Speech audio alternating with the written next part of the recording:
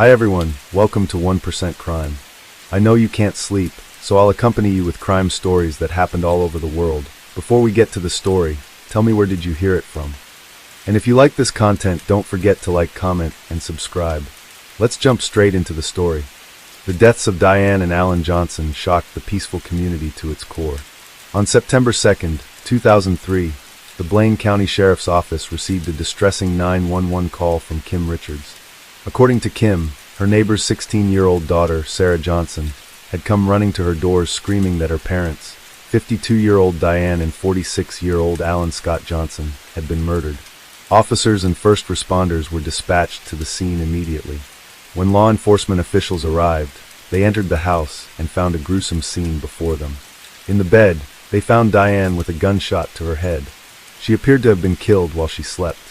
The walls and the ceiling near the headboard were splattered with blood, and a fragment of skull was on the floor. On the floor next to Diane's side of the bed was the body of her husband, Alan. He was clad only in a towel, and blood was pooling beneath him.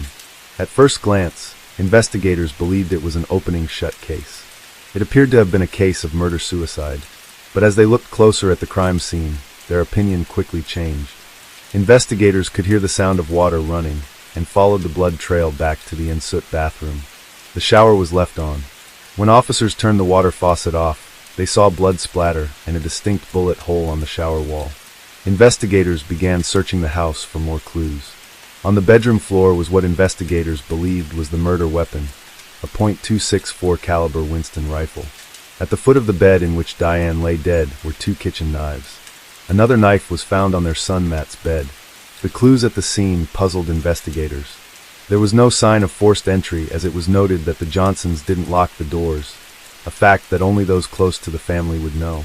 The house hadn't been ransacked, as one would expect from a possible robbery gone wrong. Officers at the scene questioned Sarah as to what she remembered before she ran to her neighbor's house for help. She explained to investigators that she'd been asleep when she heard a gunshot. She ran to her parents' bedroom and called out for her mother, and that was when she heard a second gunshot. Without hesitation, Sarah ran to a neighbor's house for help. She didn't see the intruder. The statement was corroborated by the neighbor, who called 911, Kim Richards. On the property was a guest house which had been rented out to a close friend of Alan's, 45-year-old Mel Spiegel. Investigators entered the house and found a rather incriminating piece of evidence on the bed, the scope belonging to the same rifle found at the crime scene. However, Mel was nowhere to be found. His convenient disappearance had made him a possible person of interest for investigators. The entire property was sealed off on the orders of lead investigator, Sergeant Walt Femling. He also told officers to stop the waste disposal truck from removing any trash cans from the property. The theory was that Mel may have had an altercation with Alan and Diane and killed them in the heat of the moment.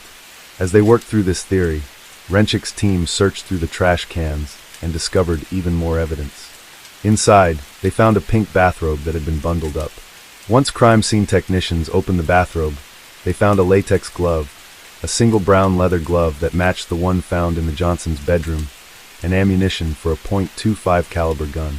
All the evidence was tied and sent off for DNA testing while investigators developed their own scenario. It was now becoming clear to investigators that whomever killed the couple knew about the unlocked doors and the day the trash was removed. It was possible the killer threw the evidence in the trash before fleeing the scene. It was time to call in Mel Spiegel. Hours after the double homicide, sheriff's deputies received news that Mel Spiegel had been found in Boise, Idaho. Mel agreed to speak with investigators and met them at the police station in Boise.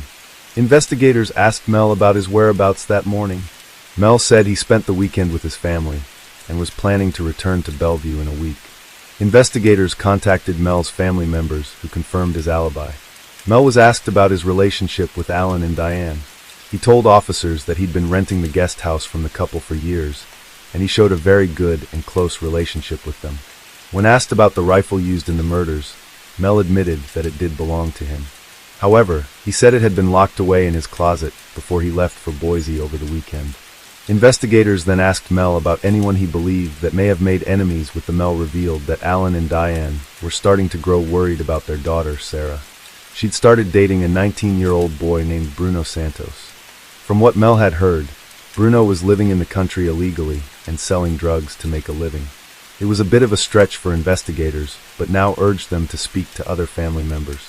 Investigators did just that and started to put together a picture of the Johnson family. Alan and Diane met in the early 1980s. Diane had been in a relationship before meeting Alan and had a toddler son named Matt. The pair married in 1983 and Alan adopted Matt as his own son. They moved into a beautiful home in the quiet city of Bellevue, Idaho, and in making 87, welcomed their daughter Sarah Marie Johnson into the world on January 25, 1987. Alan was the co-owner of a landscaping firm in Bellevue, and Diane worked as a tax collector. Together, they'd made a beautiful home for their 2 children and were, by all accounts, a loving family. The couple were also well known in their community as Alan was an avid trap shooter, a common pastime for many in the community. In 2003, their family life had seemed harmonious to outsiders. Matt, who was 22 years old at the time, was away studying at the University of Idaho in Moscow, Idaho. Sarah had also been doing well at school and was part of her school's volleyball team. She was also the apple of Alan's eye. But investigators were about to uncover the family tensions that had started arising in the previous few months. Having cleared Mail as a possible suspect, investigators took his advice and returned to Bellevue to speak with family members. As expected, everyone knew the Johnsons to be a happy and loving family. Investigators interviewed their son Matt, who had returned from the university, as well as Diane's sister and brother-in-law, Linda and Jim Favold. All 3 said that the family life appeared to be happy and normal. That was until Sarah met Bruno Santos. Matt, Linda, and Jim all agreed that Sarah dating Bruno had become a major point of contention in the family. Over the few months leading up to the murder, tensions had gotten worse within the household. But being a teenager, Sarah naturally rebelled against her parents' rules. Even when her parents forbid Sarah from seeing Bruno again, she continued to defy them. However, Jim revealed information to the investigators that could possibly have given Bruno a reason to murder Diane and Alan. Days before the murders, Alan and Diane had discovered that Sarah had been lying about spending the night at a female friend's house. Sarah had spent the night with Bruno instead. Alan called Jim and told him what happened. Alan then asked Jim to come with him to confront Bruno. Jim told investigators that Alan was furious and threatened to report Bruno to police for assaulting Sarah as she was underage. The 2 men then left with Sarah. A charge of such a serious nature could spell deportation for Bruno.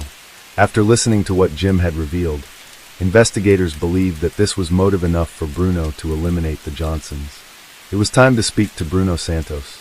County police were familiar with Bruno Santos. He was a high school dropout and had been involved in a few minor drug-related crimes. When he was taken in for questioning, he became confrontational with investigators. During his interview, he was arrogant and hard to deal with according to investigators. He then told investigators that he proposed to Sarah and that she'd accept it. Investigators believed that he'd said this to prove that he loved Sarah and wouldn't have done anything to jeopardize their relationship. When investigators asked him about his whereabouts on the morning of the murders, Bruno said that he was asleep on the couch at his home. He told officers to contact his mother, who confirmed that she'd been at home with him. For investigators, this was still not a strong alibi. When investigators asked Bruno about Alan and Diane, his attitude towards the Johnsons was obvious. He wasn't a fan of the couple. Back at the Johnsons' house, forensic teams were collecting evidence from the entire home. They'd used a UV light to comb through every part of the house for possible blood evidence that could indicate an escape route taken by the killer. While searching Sarah's room, they found blood splatter and bone fragments on a wall in Sarah's room. This discovery only added to the mystery of the shooting. The blood and bone were sent to the lab for testing. This discovery had investigators questioning if Sarah was being honest about what she really saw that morning. The search of the room led investigators to even more evidence. A single brown leather glove, the same one that was found bundled up in the trash. A key to the guest house and unspent .264 caliber shells were also found in Sarah's room. On one of the unspent shells was tissue matter possibly transferred from the glove when the killer tried to hide evidence. This too was sent to forensics for testing. Investigators now believe that Bruno may have killed Sarah's parents and went to her to help get rid of the evidence. Investigators served Bruno and his mother with a search warrant to collect evidence from the house. All the clothes he wore that day, including his shoes, were taken for testing. His fingerprints were also taken to test against any found at the crime scene. Bruno was taken to the hospital where a DNA sample was taken for testing. Hair clippings and hand scrapings were also collected for evidence. Bruno was announced as the prime suspect in the murders of Alan and Diane Johnson. However, investigators were about to receive information that was going to take the investigation in a completely unexpected direction. Having thoroughly tested the clothes and shoes taken from Bruno, forensic experts couldn't find any trace of blood belonging to either Diane or Alan. At the actual crime scene, there were no traces of DNA, hairs, or fingerprints found anywhere near the bodies of Alan or Diane, nor was there any physical evidence that placed Bruno in the couple's room. The test done on the gloves and bathrobe also came back with a negative result. Investigators were stumped. They were sure that Bruno had the most reason to kill both Alan and Diane. However, the complete lack of physical evidence that should have placed Bruno at the scene suggested he was telling them the truth. Bruno was eventually eliminated as a suspect in the case. As they looked at the case closely, their minds started to shift to someone else. Investigators began questioning Sarah's family and friends more intentionally about her home and personal life. They'd come to discover that Sarah had been prescribed antidepressants and that her relationship with her parents was rocky at best. Family members said that they brushed off her behaviors being normal for a teenager. Sarah, they believed, was at the age when most children start to become rebellious and push against their parents' authority. But Linda, Sarah's aunt, started to grow suspicious with her niece's behavior. She told investigators that Sarah was not going through the normal grieving process. Linda said that Sarah showed more interest in returning to school and her friends than taking time to deal with the loss of both of her parents. Investigators then turned to some of Sarah's friends and asked them about her behavior since the death of her parents. They all agreed that Sarah was acting indifferent to the murders. They also told investigators that she seemed more interested in getting her nails painted. The one thing that stood out for them, though, was Sarah being more concerned for Bruno since his arrest. It was odd to them that Sarah was concerned rather than angry with her parents' alleged killer. Investigators didn't want to believe where their thoughts were taking them, as it was too horrible to imagine. But they had no choice except to look into Sarah as a possible suspect. The Johnsons' home was still an active crime scene, and now investigators were treating Sarah's room as a second area of interest. Investigators at the scene were now questioning how the blood splatter had reached that far. A gun expert was called to the house to take a closer look at the spatter pattern. After analyzing the direction from Alan and Diane's room to Sarah's, the gun expert concluded that both bedroom doors were open at the time of the shooting. Investigators had also called plumbers to the scene after clogging was reported in one of the bathroom toilets. The source of the clog appeared to be a shower cap. Investigators decided to interview Linda, Matt, and Mel Spiegel regarding some of the evidence they discovered. Matt and Linda both identified the pink bathrobe as belonging to Sarah. Mel confirmed that Sarah had a key to the guest house and often helped him clean up the place. He also told investigators that Sarah was aware of the gun that was kept in the closet. Investigators now needed to be able to link Sarah to all the evidence, but that was going to prove difficult as eyewitnesses on the morning of the murders said that Sarah didn't have any traces of blood on her when she ran to a neighbor's house begging for help. This was also confirmed by forensics experts who used a luminol to test for any blood splatter on Sarah's clothes and found nothing at all. Investigators issued a warrant to confiscate and test the clothes Sarah had been wearing in the morning. Meanwhile, investigators wanted to speak to Sarah again and see if her story had changed since they last spoke to her. Investigators once again called Sarah in for an interview. She'd been staying with her aunt and uncle. Small inconsistencies were noted in Sarah's story. Overall, investigators found that her story had changed at least 5 different times. In some explanations, she said she was asleep and woke up to the sound of a gunshot. In another, she said she'd been awake when she heard the first gunshot. Another time, she told investigators that she was still in her room when she heard the second gunshot, but once again changed her story and said she was outside her parents' bedroom when the second shot was fired. Sarah also had a hard time to remember if her parents' room door was open or closed at the time of the shooting. Investigators remained calm when questioning Sarah to avoid her picking up on their suspicions. They'd already been made aware that both bedroom doors were open, and that was the only explanation for the blood splatter on Sarah's bedroom wall. Sarah was asked to submit a DNA sample, hair samples, and hand scrapings as part of the investigation to clear her name. These were all sent for testing to the lab. The pajama top and bottom that Sarah was using on the morning of the murders were sent to the lab to be tested by forensic specialist Rod Englert. Under a high-powered microscope, Englert found no traces of blood on the front of the robe. However, on the back of the garment, he found patterns of high-velocity blood splatter. He also found blue cotton fibers and green specks of paint on the inside of the robe that matched the shirt worn by Sarah that morning. But the smoking gun moment was yet to come. Lab results had also confirmed that Sarah's DNA was found on the inner lining of the latex glove and gun residue on both pairs of the brown leather glove. The blood found on the gloves and robe belonged to both Alan and Diane. This was more than enough for investigators to arrest and charge Sarah with the double homicide of Alan and Diane Johnson. On October 29, 2003, Sarah Johnson was arrested for the murders of her parents, Helen and Diane Johnson. She was held without bail at the Blaine County Jail awaiting trial. The story of a teenage girl murdering her parents made headlines nationally and became a media sensation. Investigators and prosecutors had to develop a plausible argument that showed Sarah was motivated and capable of committing such a heinous crime. Relying on statements from family members and friends of both Sarah and her parents, they started to put together a twisted tale of a teenager in the throes of passion. Since Sarah had started dating Bruno, her parents had disapproved of their relationship. As a result, Sarah started to sneak around behind her parents' backs and acted out as any normal teenager would. However, the trigger for Sarah happened a few days before the murders. She'd lied to her parents about staying with a friend when, in fact, she was staying with Bruno. Her father's threats to have Bruno charged with assault and deported to Mexico pushed Sarah over the edge. Investigators and prosecutors believed that this was the moment Sarah had concocted to get rid of her parents and live a happy life with Bruno. Being a fan of true crime and murder mysteries, Sarah believed that she had the perfect plot in place. On the morning of the murders, she got up and went to the guest house to retrieve the rifle. She then put on latex gloves, leather gloves, a shower cap to avoid blood splatter on her hair, and her bathrobe backwards to avoid any blood touching her clothes.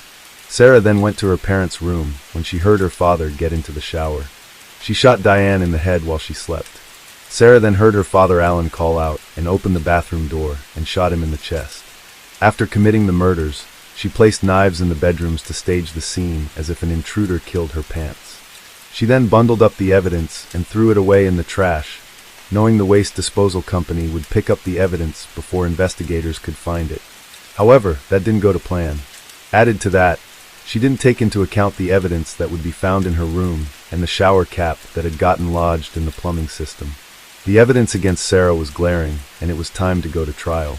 In February 2005, 2 years after her parents' murders, her defense team argued that Sarah was innocent and that her parents were murdered by an intruder. The prosecution, though, were ready with their argument. They presented the court with the physical evidence found at the crime scene and testimonies from family and friends that showed Sarah's behavior was strange since her parents were both killed.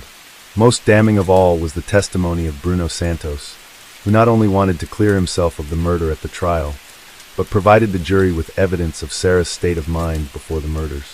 Bruno testified that he and Sarah had agreed to get married, and Sarah had even told them that they could live in a big, beautiful house and be happy with just each other.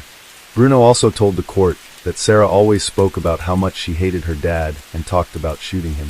After 5 weeks of testimonies, proof of evidence, and crime scene explanations, the jury had come to a decision on March 16, 2005. Sarah, aged 18, was found guilty of 2 counts of first-degree murder. She was sentenced to life in prison without parole to the Pocatello Women's Correctional Center in Idaho. Sarah has since made several appeals to have her life sentence reduced. However, all her appeals have been denied, and she still remains in custody. Following Sarah's sentencing, the remaining family members have spoken out publicly about their feelings towards Sarah and her actions. The deaths of Alan and Diane have devastated their family entirely. The majority feel that Sarah was at fault and deserve the punishment she received. Sarah's brother, Matt, believed that Sarah showed no remorse for murdering their parents. He said that if she were ever given a second chance, she'd do a better job with the murders to avoid being caught. Pat Dishman, Diane's mother, spoke to Sarah during her sentencing hearing. She told her granddaughter that they still loved her, but that her actions had devastated their entire family.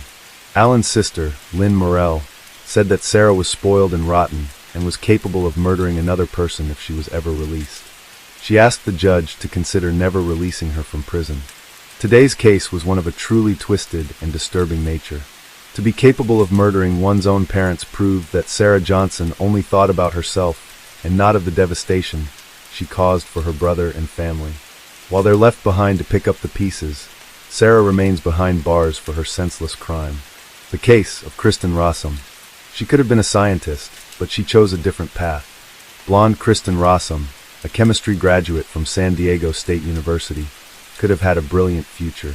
Instead, she is serving a life sentence in the Central California Women's Facility for the crime against her husband. Ralph and Constance Rossum had 3 children and were preparing them for an undoubtedly bright future.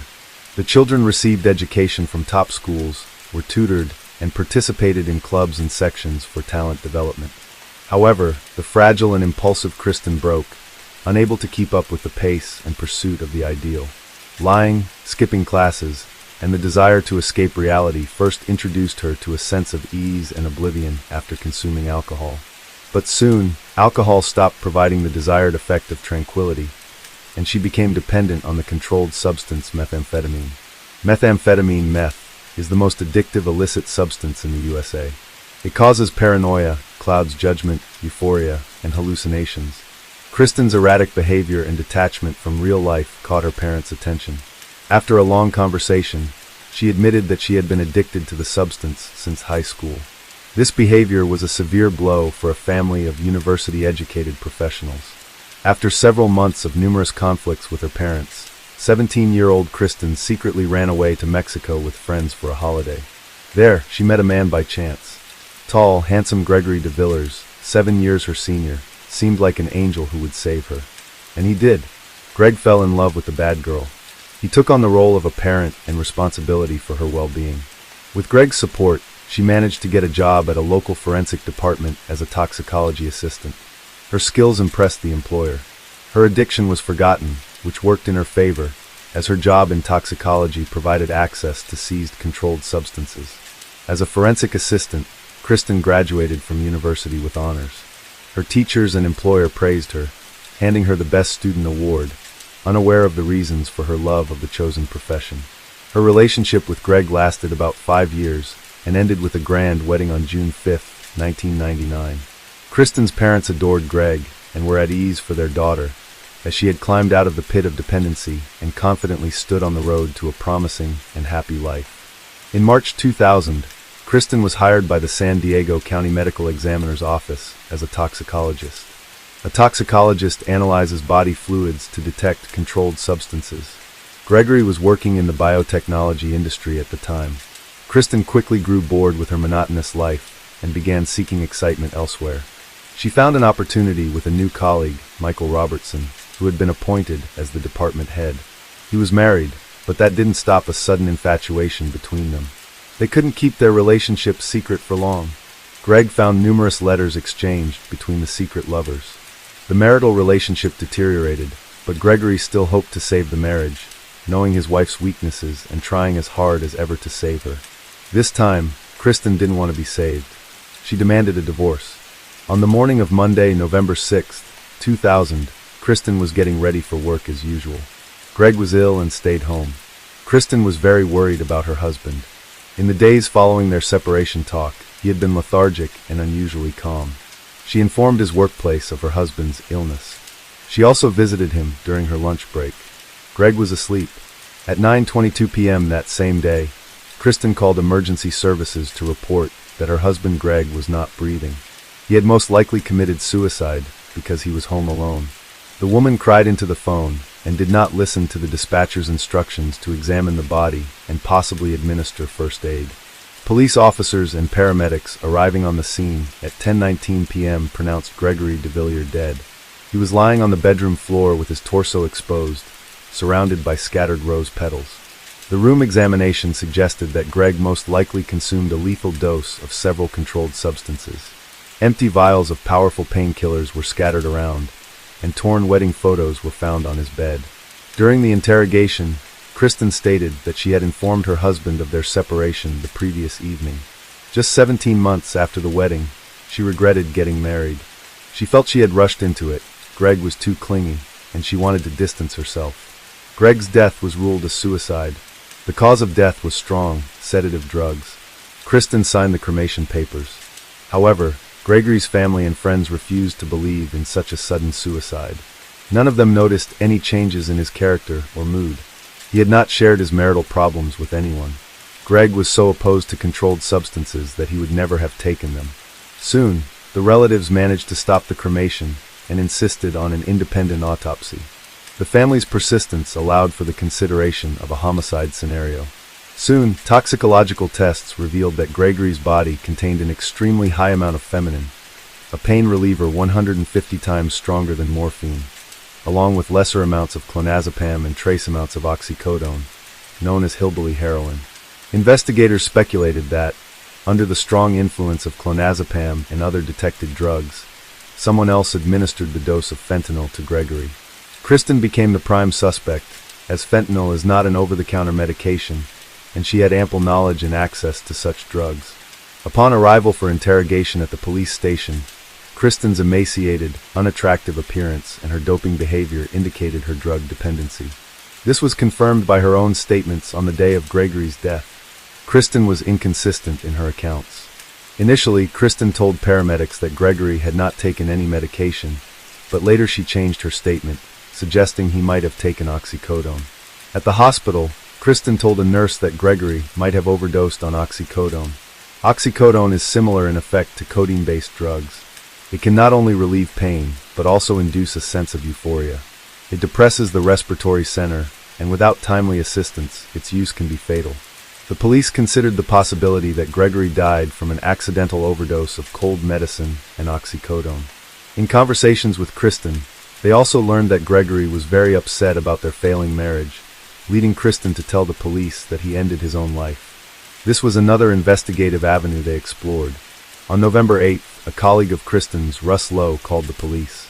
He informed them about Kristen's affair with her boss. This information shifted the course of the police investigation. Evidence of Kristen's connection with her boss, Dr. Robertson, was found. The evidence included passionate emails they exchanged, as well as computer files and professional articles revealing Dr. Robertson's specialized knowledge of fentanyl. The criminal puzzle was coming together perfectly. It was suspected that Gregory became a threat to the lovers, as he knew that Kristen, with her access to the lab and controlled substances, was secretly using them, and Michael was covering for her. It was a premeditated crime. The challenge for the investigators was to prove it. During interrogation, Michael Robertson told detectives that he was aware of his lover's drug dependency. At that time, no charges were brought against the couple. They were both dismissed from their jobs for violating several rules during the investigation. Serious trouble for Kristen began in January, when police raided her home, finding traces of drugs and paraphernalia. She was arrested for the first time, but was later released on bail. The investigation progressed as new information emerged. This included Kristen's diary.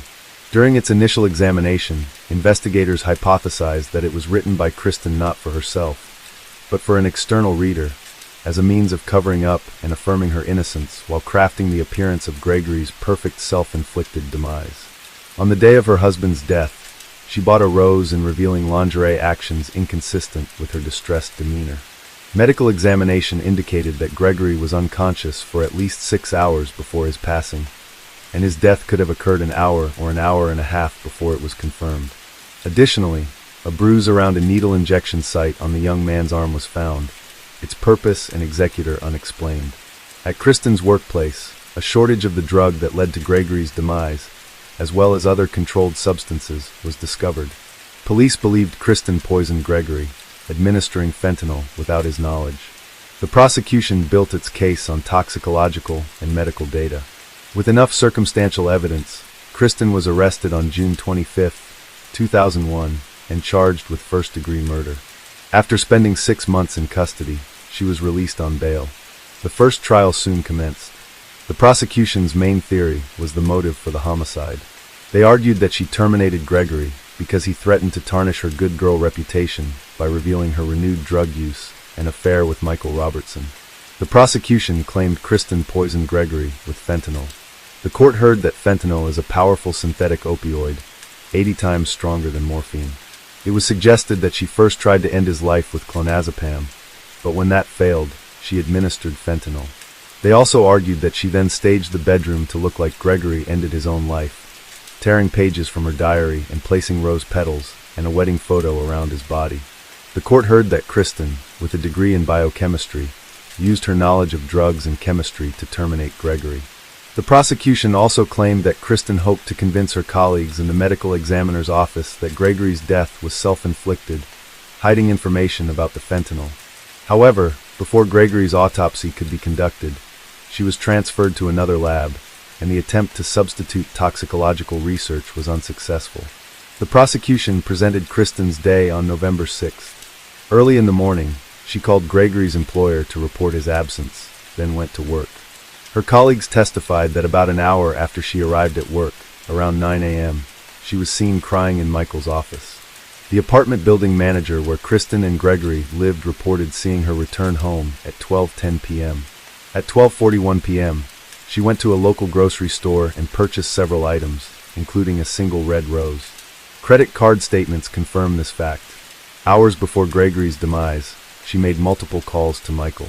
Dr. Brian Blackburn, the San Diego County medical examiner who conducted Gregory's autopsy, testified that Gregory had been deceased for at least an hour before the paramedics arrived.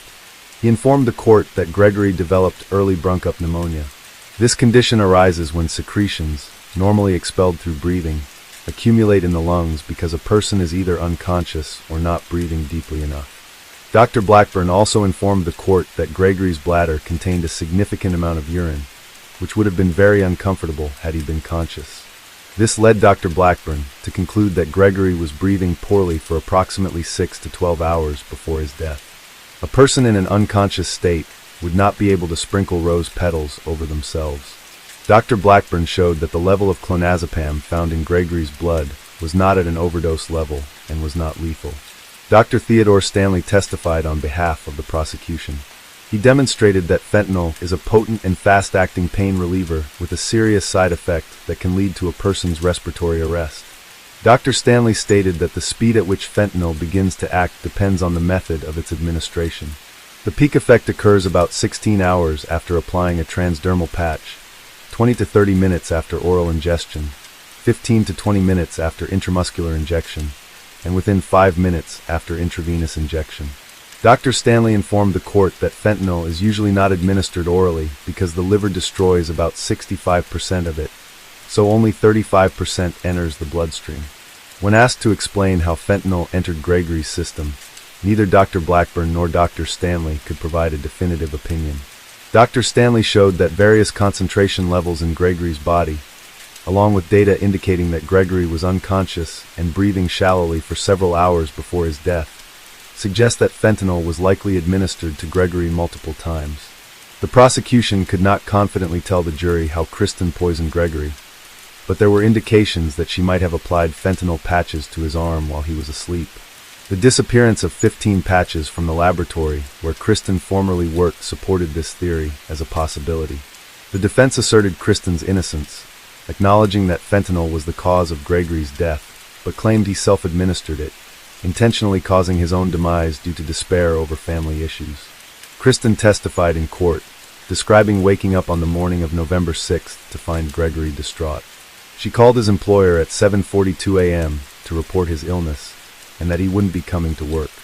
She told the court she went to work but returned to the apartment to check on Gregory, having lunch with him after noon. Kristen's testimony, I asked Gregory why he was so upset that morning. He replied that he wasn't feeling well and had taken some oxycodone and clonazepam. He planned to stay home and sleep. I left for work. Around 2:30 in the afternoon during my lunch break, I came home to check on Gregory. We had lunch. I then went back to work. I got home around 8 o'clock in the evening. Gregory was lying on the bed. I thought he was asleep. I took a bath. When I came out, I tried to wake him up. He was cold. I called the emergency services. The prosecutor cross-examined Kristen, calling her explanation strange.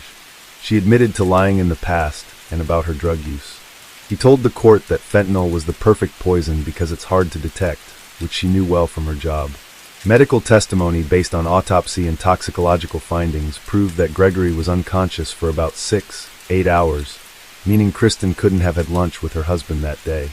The defense claimed that although Dr. Blackburn showed the clonazepam level in Gregory's blood wasn't lethal, taking oxycodone, an opioid, and clonazepam, a benzodiazepine, together could create a synergistic effect, making them more potent. They suggested Gregory might have unknowingly taken the drugs himself. How fentanyl was administered and why high levels were found in his system remained unexplained. After 8 hours of deliberation, the jury found Kristen guilty of first-degree homicide and special circumstances homicide due to the use of poison. She was sentenced to life imprisonment without the possibility of parole. Kristen maintained her innocence and appealed the verdict. The appellate court heard that errors were made by her own defense team. Her lawyers admitted fentanyl caused the death, but failed to test autopsy samples for fentanyl metabolites. This test could have determined whether Gregory swallowed fentanyl, or if the fentanyl found in the samples was a result of laboratory contamination after his death. If fentanyl had been detected only in the samples and never in Gregory's body, the prosecution's theory that fentanyl caused his death would have been incorrect. The appellate court heard that there was a break in the chain of custody regarding the samples. They were placed in a cardboard box, with each container marked as a sample from Gregory's body, but the containers weren't sealed. They were supposed to be delivered to the sheriff's office for immediate transfer to an external lab, but the person supposed to receive the samples was absent, so the box remained at the examiner's office for about 36 hours before being delivered to the sheriff's forensic lab. The appellate court's argument was that anyone with a key to the medical examiner's office building had access to the samples. Fentanyl could have been added to the samples posthumously. Kristen believed there was a motive to tamper with the samples and frame her for the crime due to various personal relationships and tensions among the staff. Indeed, Kristen argued in the appellate court that on November 8, 2000, Michael informed one of the toxicologists that he had examined a sample of Gregory's stomach contents. The three-judge panel of the Ninth U.S. Circuit Court of Appeals concluded that Kristen's lawyers erred in not contesting the prosecution's claim that her husband died from a fentanyl overdose. They stated that her legal team should have tested the autopsy samples for fentanyl metabolites rather than just admitting he died in such a manner. However, they did not overturn the verdict, but sent the case back to federal court to determine if this defense error could have altered the trial's outcome. After this decision, the U.S. Supreme Court ruled that federal courts must adhere to the state court's decision when considering such appeals. Based on this ruling, the appellate court voted against holding a hearing on Kristen's case. Her appeal was denied and she remains in custody. Michael Robertson was implicated as an accomplice in Kristen's trial. Authorities discreetly filed a criminal conspiracy complaint and issued a sealed warrant for the arrest of Michael Robertson, the former boss and lover of convicted perpetrator Kristen Rossum. Robertson, who lives freely and works as a forensic toxicology consultant in Australia since Rossum's husband's demise in 2000, could be arrested and held on $100,000 bail if he ever returns to the United States. Gregory's family filed a lawsuit accusing the county of negligence that allowed Kristen to steal a lethal dose of drugs from the medical examiner's office undetected. In 2006, a U.S. court awarded them $147 million in civil damages. In a case that continues to captivate the nation, Rossum, a former toxicologist at the medical examiner's office, was sentenced to life imprisonment without the possibility of parole in February 2003 for stealing drugs from the lab and using them to poison her husband, Gregory DeVillers, staging a suicide scene in their apartment, scattering his body with red rose petals. This here story is about 26-year-old Elle Edwards. On Christmas Eve 2022, she was celebrating with her friends in a pub in Alley Village, Liverpool, UK. The gal was real vibrant and beautiful. She worked as a cosmetologist in a local beauty salon and was also an assistant to a dermatologist. Elle was naturally positive and mighty kind, which allowed her to win over even the most demanding clients. Elle was pretty and had become an excellent specialist in her fields. The gal was cheerful and always smiling, but at the same time, she remained determined, constantly moving towards her goals and dreams. On December 24th, G22, her sister Lucy flew in from Dubai to spend the holidays with the family, and Elle eagerly awaited her return. They decided to celebrate this long-awaited event in style, so the girls and their friends headed to the local pub. Here they had a great time, laughing a lot, dancing, and singing karaoke. In the merry atmosphere, no one noticed that a person to whom kindness was alien was nearby. Around 11:50 p.m., an emergency call came in. As they were exiling the pub, no less than 12 shots were fired and 2 of them hit Elle. She suffered a gunshot wound to the head that proved to be mighty serious. The dispatcher directed emergency services to the scene. They urgently arrived at the pub, loaded the gal into an ambulance, and took her to the local hospital. However, she died on the way as her injuries were incompatible with life. When the police informed the victim's family about the tragedy, they were in a state of shock. No one believed it, and no one understood how this could have happened to Elle. No one suspected that this beautiful and cheerful gal could have had deadly enemies. In the early stages of the investigation, the detectives had no leads. The asylum had attacked unexpectedly and disappeared just as mysteriously, leaving only a shell cast in and the bleeding victim at the crime scene.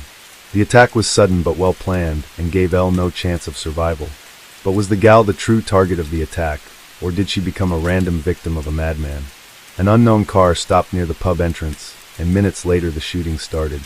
In addition to the deceased, 4 other men received gunshot wounds of varying severity, all of them young people aged 22 to 33, who were spending the evening in the establishment and lived in the nearby towns. Initially, the police were inclined to believe that the murdered woman was a random victim. It was known that criminal gangs were operating in the area periodically. The shooting was likely to routine showdown between their members. However, all of this was just conjecture, which would have to be proven or disproved in the course of the investigation. So the detectives delved deeper into the victim's personality. Like the witnesses to the crime, the victim's relatives were at a loss as to who could have wanted Elle's death, as the girl seemed to have no ill wishes or enemies capable of such horrors. The detectives decided to interview other witnesses and the victims of the unknown criminal's gunfire. In addition, law enforcement officers requested the pub owner's video surveillance recordings. It would be necessary to talk to dozens of people and analyze several hours of video recordings. Several police officers were working on the extensive investigation. It was necessary to answer several difficult questions. There were too many victims of the attack, but was this spontaneous aggression, or did the perpetrator pursue a specific target? All witnesses to the incident were interrogated. However, checking mobile communications data took more time. The media were notified to assist in the investigation. Law enforcement officers urged anyone with valuable information to come to the police station. First and foremost, this concerned possible video recordings made by random eyewitnesses, on any of which the car in which the aggressor arrived might appear. After the crime, the police held a meeting with local residents. The purpose of this communication was to persuade people possessing valuable information to share it with law enforcement officers. It was assumed that someone might have seen the moment of the attack or know the criminal. People were urged not to be afraid of the criminals and the local feuding clans. Community leaders supported local residents during this difficult time. In addition to the conversations, activists went door to door and communicated with the neighbors. Special trained officers worked with the family of the deceased, their goal being to provide them with support in connection with the heavy loss. In the course of this work, it was established that the perpetrator had left the pub parking lot in a dark-colored car. Eyewitness accounts regarding it may differed. It was dark and it was difficult to make out anything, but the most likely was a class. Later, this was confirmed after checking the outdoor surveillance cameras. The killer did not immediately open fire, but drive up to the parking lot and observe the pub visitors for some time. He sat in the car so that he could freely see the entrance and most of what was happening inside. Apparently, he was choosing the most convenient moment for the attack. After a few minutes of surveillance, when Elle came out, the criminal quickly got out of the car, fired 12 shots, then instantly got back behind the wheel and disappeared. Investigators, after studying the recordings, made an important conclusion. The attacker was alive. No one helped him. It was not possible to trace the exact location where the perpetrator fled. Therefore, the detectives went door to door to all local residents, describing the car and recounting the circumstances of the incident, trying to establish the identity of the killer. Patrolling the streets was carried out around the clock, and this yielded results. Just 2 days after the shooting, detectives detained 2 suspects, but no names were mentioned until all the circumstances were clarified. However, it was not possible to prove their involvement in the crime, in particular because the murder weapon was not found. After that, the detectives made a statement to the public, saying that they would not rest until the unknown shooter was punished. All this was intended to calm the local residents, who were outraged by the rampant crime and the powerlessness of the authorities. It was also assumed that the attack had been provoked by a feud between local gangs. In this case, Elle would be considered a random victim.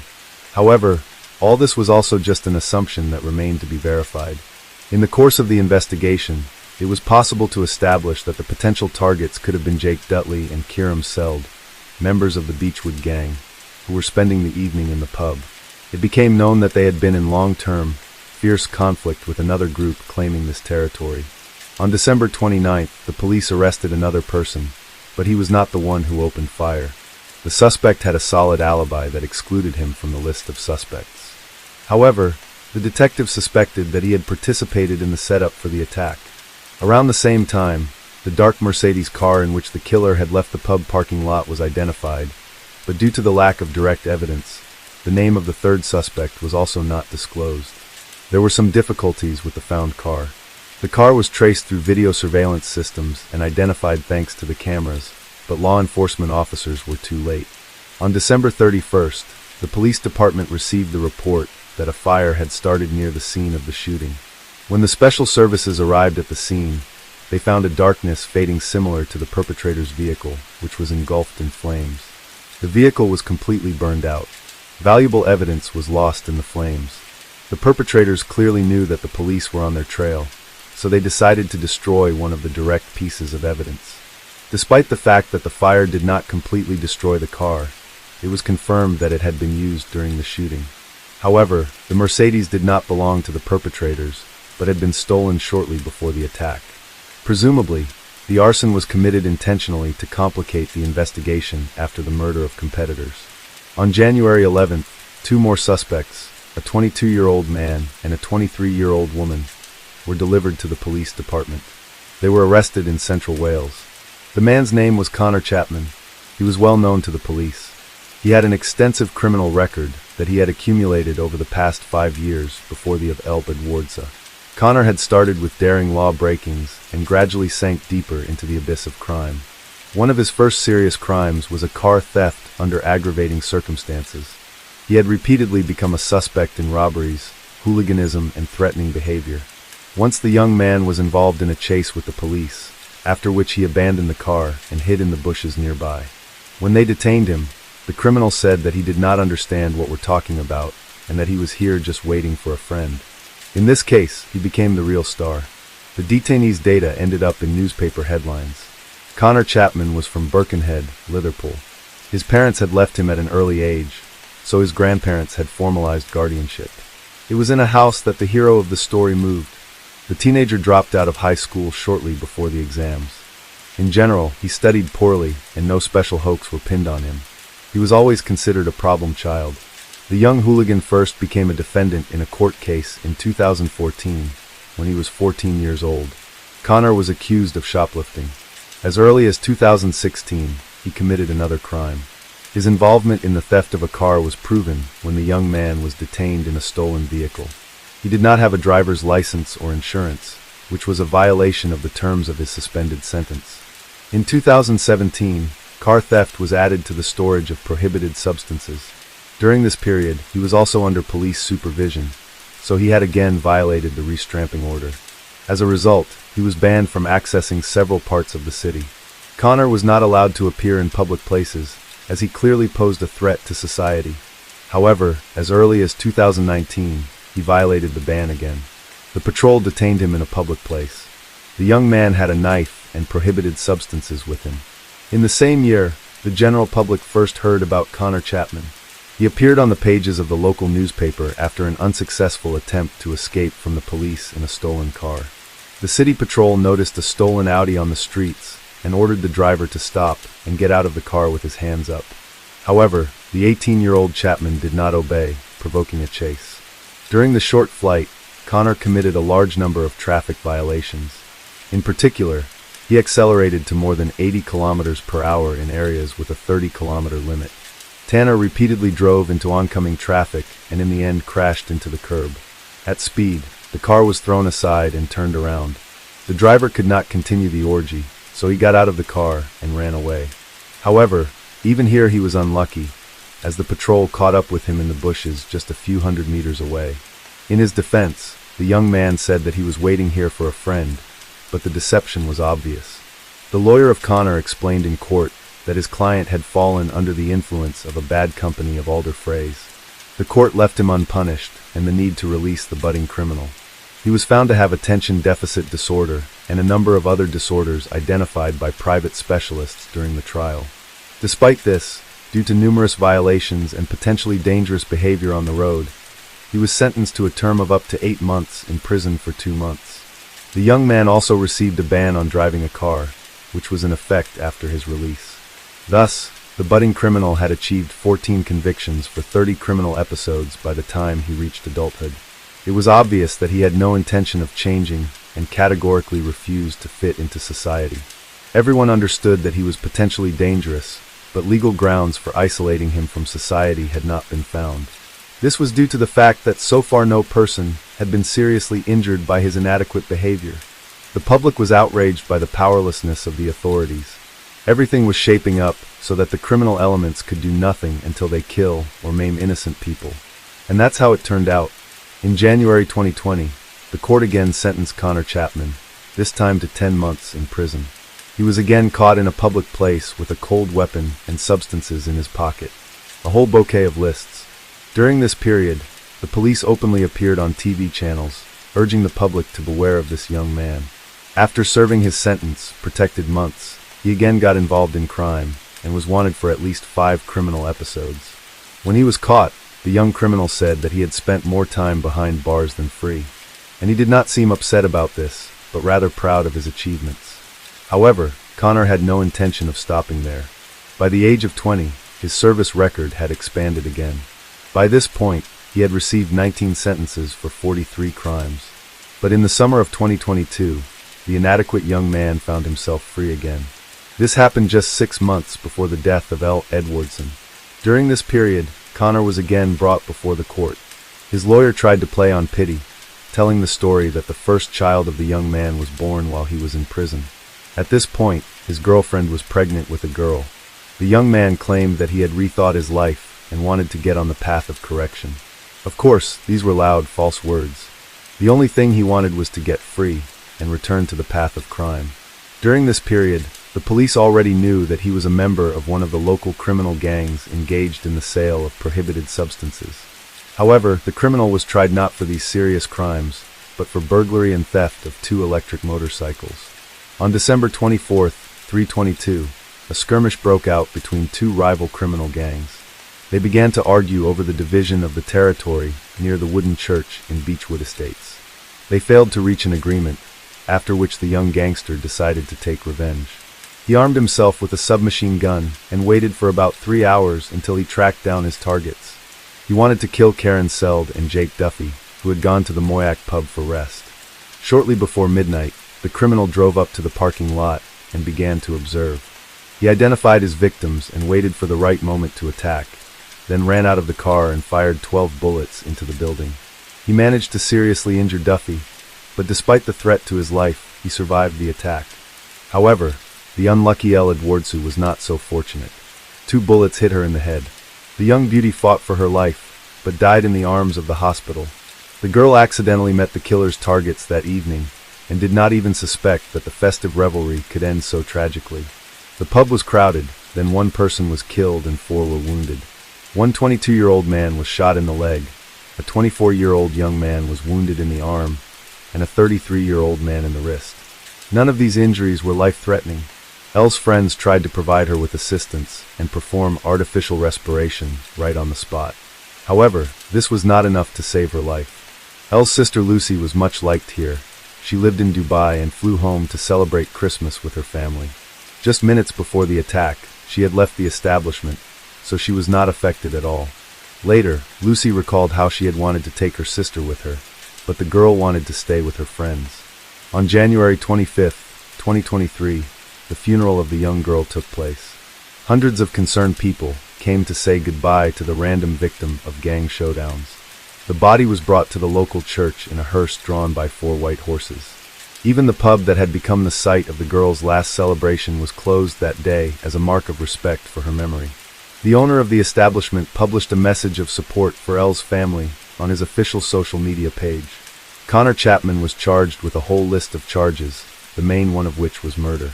It became known that the Perth Dakota had an accomplice, namely the 20-year-old Thomas. After the arrest and during the searches, a video recording was found on this young man, which had been made shortly before the attack. In it, Connor is handing over a weapon and saying that he is going to settle accounts with someone. After the attack, they together hid the stolen Mercedes in order to get rid of it later. The murder weapon was never found. However, the killer's DNA traces were found on one of the shell casings fired. It was obvious that it was Connor who loaded the weapon before the attack. In addition, red gloves were found during searches in his house, which were clearly visible in the CCTV footage from morning. After the crime, when the perpetrators had abandoned the car, they ordered a taxi under a false name. They used the driver's services to cover their tracks and confuse the investigation. Around 5 a.m., they returned to the place where the hidden car was located. Here, the criminals tried to cover their tracks. However, something went wrong. Ultimately, they decided to get rid of the car by setting it on fire. Thomas Nord was found guilty on all charges brought against him. In July 2023, the court sentenced him to 9 years in prison. This modest sentence was due to the fact that he had not yet managed to accumulate such a wide criminal history as his accomplice. Jake and Karen were wounded in the moment of the attack, but both managed to survive the assault. A look at their lifestyle made the aggression of one of the members of the rival gangs quite understandable. Both were members of the local Beechwood gang, which was openly in conflict with another group claiming this territory. It became known that on December 23, 2023, just a day before the attack with firearms, they had already been attacked. On that occasion, another person from Connor Chapman's group had assaulted them. Both were beaten but did not receive serious injuries. Apparently, they considered this a random fight and calmly went to relax in the pub. While the shooter awaited his sentence in the case of the murder of the innocent victim, both targets of his attack were already in prison.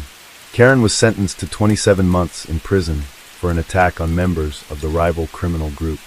Another 9 months were added to the sentence for the fight. His friend was sentenced to 2 years and 9 months for a similar offense. Obviously, they were trying to avenge the attempted murder. Prohibitive court orders were also issued against both of them, with a whole list of restrictions. Of course, this method did not allow protecting citizens from this gang of criminals. However, in case of further violations, more severe punishment could be applied to them due to ignoring the prescriptions. The public was outraged that potentially dangerous members of criminal gangs were getting away with minimum sentences after each crime. The bans were clearly ineffective and did not contribute absolutely anything to public safety. This became especially obvious when it was found that Chapman already had a ban on visiting that region where the pub was located. But this did not prevent him from stealing a car and coming to the public place, despite the fact that he also had a driving ban. The events that had occurred once again raised the question of toughening punishments and revising the existing norms of the legal system. However, so far this flawed system has not suffered any serious changes. At the trial on the case of Elle's murder, Connor tried to refute that it was he who appeared on the CCTV footage. According to him, during this period he was at home, packing Christmas gifts. However, a sufficient amount of evidence was collected to expose the lie. The hearings on the case lasted 3.5 weeks, during which all the circumstances preceding the attack were revealed. It became known that the reason for the attack was only the competition between the two criminal gangs dividing the territory nearby. The defendant did not even know the victim. He simply did not care about her fate, as well as the fate of all the other innocent people in the bar. He was driven only by blind fury, which he could never control. After the attempted murder of 2 competitors, Connor planned to flee to Spain to cover his tracks. He used a stolen car and also got rid of the murder weapon. Trying not to fall into the hands of the police, he avoided using any mode of transport. The detectives detained the criminal literally at the airport. After the arrest, Connor tried to deceive the police, claiming that the Mercedes he was seen driving on the day of the murder was not stolen. According to him, this was a common car of the criminal group, which they used for the distribution of substances. The guy claimed that he was not behind the wheel of the vehicle, and also continued to convince the jury that he did not open fire that evening. He was desperately trying to get out of the situation. The defendant stated that he had only just learned that someone from the criminal group had used the vehicle for an attack on the pub. Before the jury retired to consider the verdict, the father of the innocent victim made a short speech. He sincerely hoped that the criminal would never again be able to spend Christmas with his loved ones in freedom. The jurors, consisting of Pityushin and Sanjinshin, came to a unanimous decision after 3 hours of discussion. In their opinion, Connor Chapman was guilty of all the charges brought against him. He cynically committed the crime and did not repent of the fact that he accidentally killed the beautiful 26-year-old girl. The whole life that lay ahead of her, and he took it away. Instead of remorse, the heartless Connor spent several days carefully getting rid of all the evidence and traces of the murder that could link him to this bloody event. The motive for the attack was the competition between criminal games. On July 7, 2023, Connor was sentenced.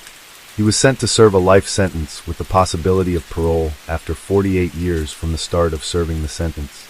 After the verdict was announced, the victim's father victoriously raised his fist. The incident provoked a wave of public outrage. The residents of the city could not feel safe, knowing that they were at the junction of the confrontation between criminal games dividing spheres of influence. They knew that these people had a large amount of firearms and were not afraid to use them, as proved by the murder of Elle. The girl's father said he wanted to set up a foundation to support victims like his daughter. He believed that the main goal would be to fight to reduce the number of weapons in the hands of civilians. From the outside, the England family seemed like the epitome of perfection. Every Sunday, they attended church together, demonstrating exemplary piety. However, few people in their circle could imagine the secrets hidden behind the closed doors of this respective household. The story of William and Sandler began back in 1983, when they first met at church. He was 18, and she was only 16. With their parents' blessing, the young couple soon got married and settled in the small town of Logan, Ohio. Bill Inman considered himself a deeply religious man. Working as a builder, he dedicated his free time to serving at the Evangelical Church of the Tabernacle of Faith, located near Nelson Villa.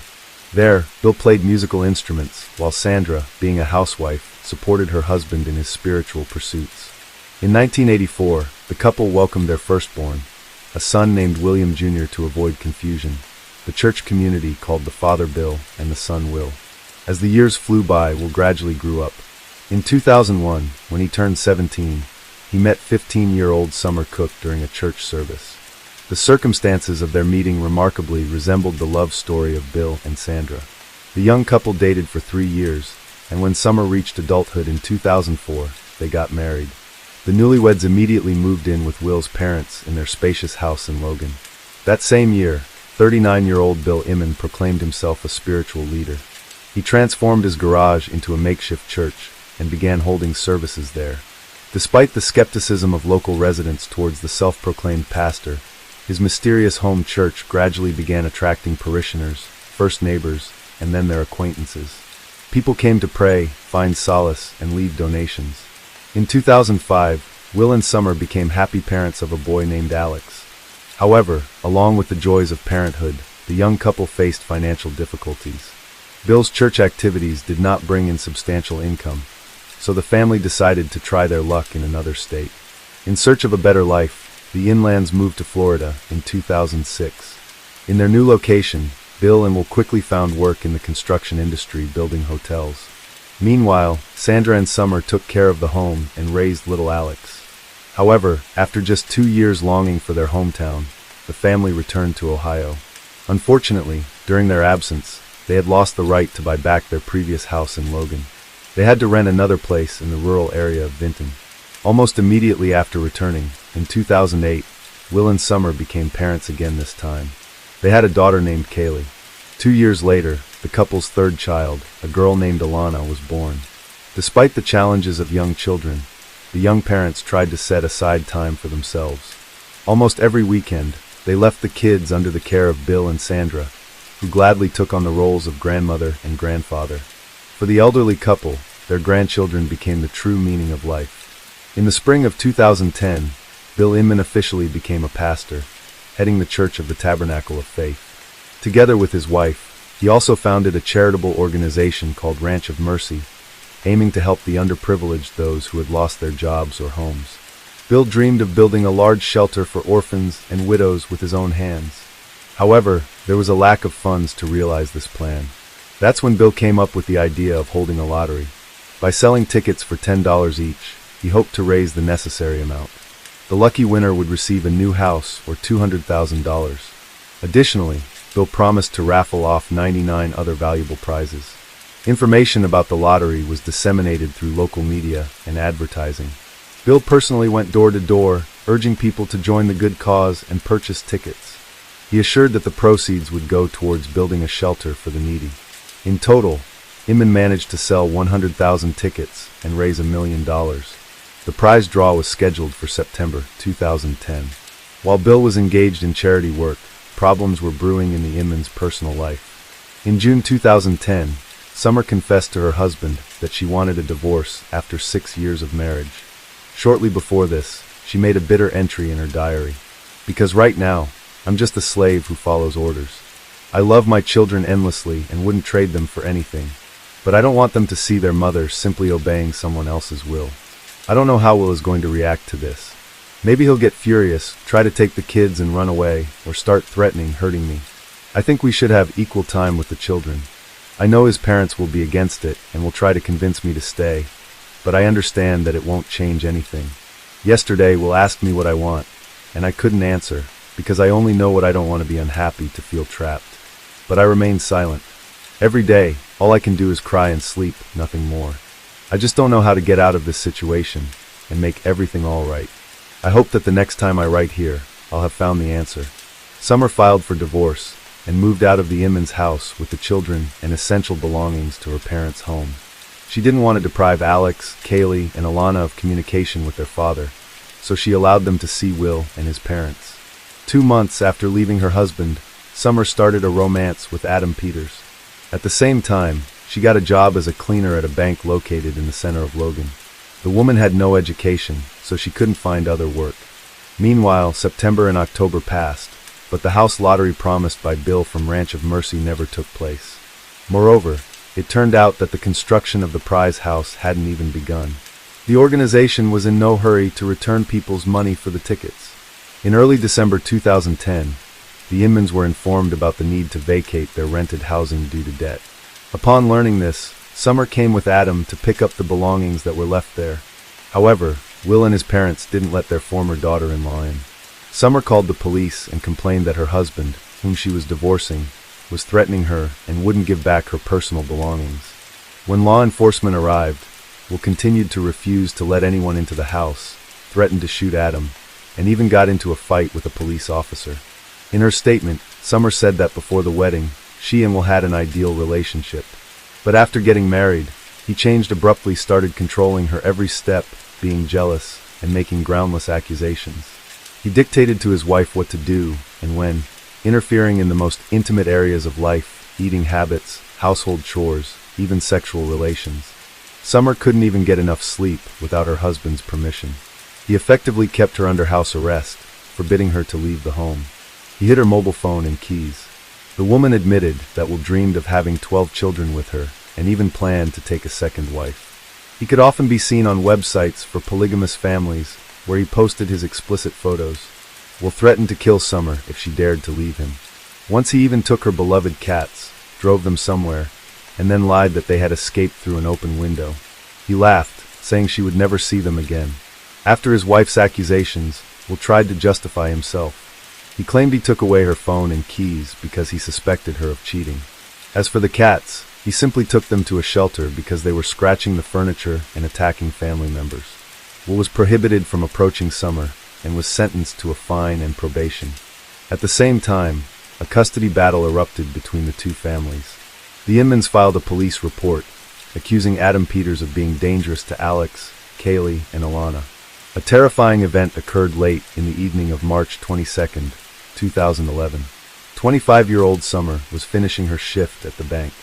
As usual, she cleaned up the workspaces and went outside around 11 p.m. to take out the trash. Before that, Summer had sent a message to Adam, whom she was supposed to meet after work, but he never saw his beloved again. Worried, Adam went to the bank after midnight. He didn't find Summer, but near saw her belongings, her phone, keys, a running player with headphones. A little further, in the bushes, lay her jacket. Adam called the police and informed Summer's parents about her disappearance. At first, the family thought the woman might have been delayed at work or lost her personal items. But the bank's security service assured them they hadn't seen her after the end of her shift. When law enforcement arrived at the scene, several witnesses were already waiting. Two women who were out for a jog at the time said they had witnessed Summer being abducted by unknown individuals an hour earlier. According to them, when the woman approached the dumpster, a white Ford Crown Victoria driven by a blonde pulled up. Two men in black balaclavas jumped out of the car, grabbed Summer, and forcibly pushed her into the back seat. The victim resisted, screamed, and begged for help. One of the witnesses tried to intervene, but the female driver sprayed pepper spray in his face. After that, the kidnappers fled with Summer. The women immediately ran to the nearest police station and reported what they had seen. However, for some reason, law enforcement treated their statement with skepticism, even suspicion. They decided that the witnesses had made up this story for fun. A whole hour passed after Summer's parents contacted the police before they finally arrived at the crime scene. Unfortunately, it was too late. The missing woman could not be found while the trail was still hot. News of the abduction of 25-year-old Summer Inman instantly spread through the local media. Hundreds of concerned residents of Logan rallied to help with the search. But days passed, and hope of finding the woman alive faded. The parents of the missing tried not to think about the worst. A few weeks before the tragedy, Summer had posted a photo on Facebook with Adam and the children. In it, they looked like a happy family. Seeing this photo on Adam's page, Will Inman became genuinely enraged. There had long been a quiet confrontation between these two men. It turned out that Summer had met Adam even before deciding to divorce her husband. In the spring of 2010, Peters got a job working for the Inmans, taking care of their house and yard. That's where he fell for Summer. Initially, the woman rejected Adam's advances but eventually gave in. In her diary, there was an entry. When our eyes met, I realized that the devil had taken hold of me. I didn't listen to the voice of God. I tried to stop myself. My mind screamed, "Run. Get out of here now." But I stayed and allowed Adam to embrace me and then delve deeper.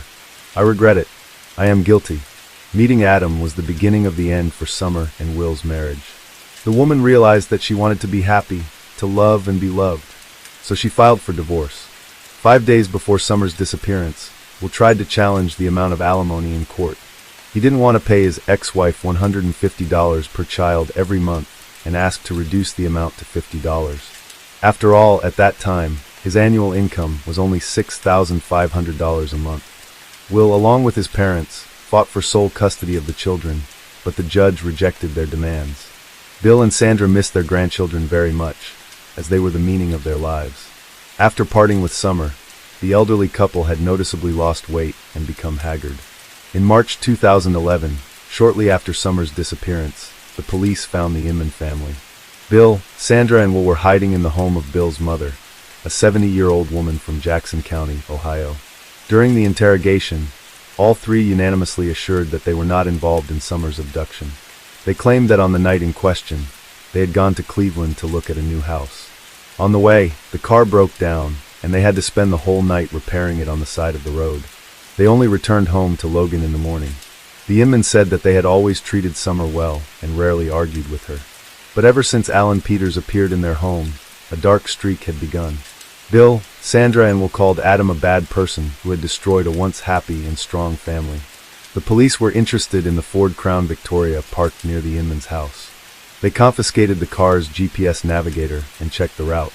It turned out that on the afternoon of March 22nd, when the kidnapping occurred, the car was in Logan. In the evening, at 5:30 p.m., the GPS was turned off and only turned back on the next morning, March 23rd, again in Logan. No evidence of the Inman's trip to Cleveland could be found.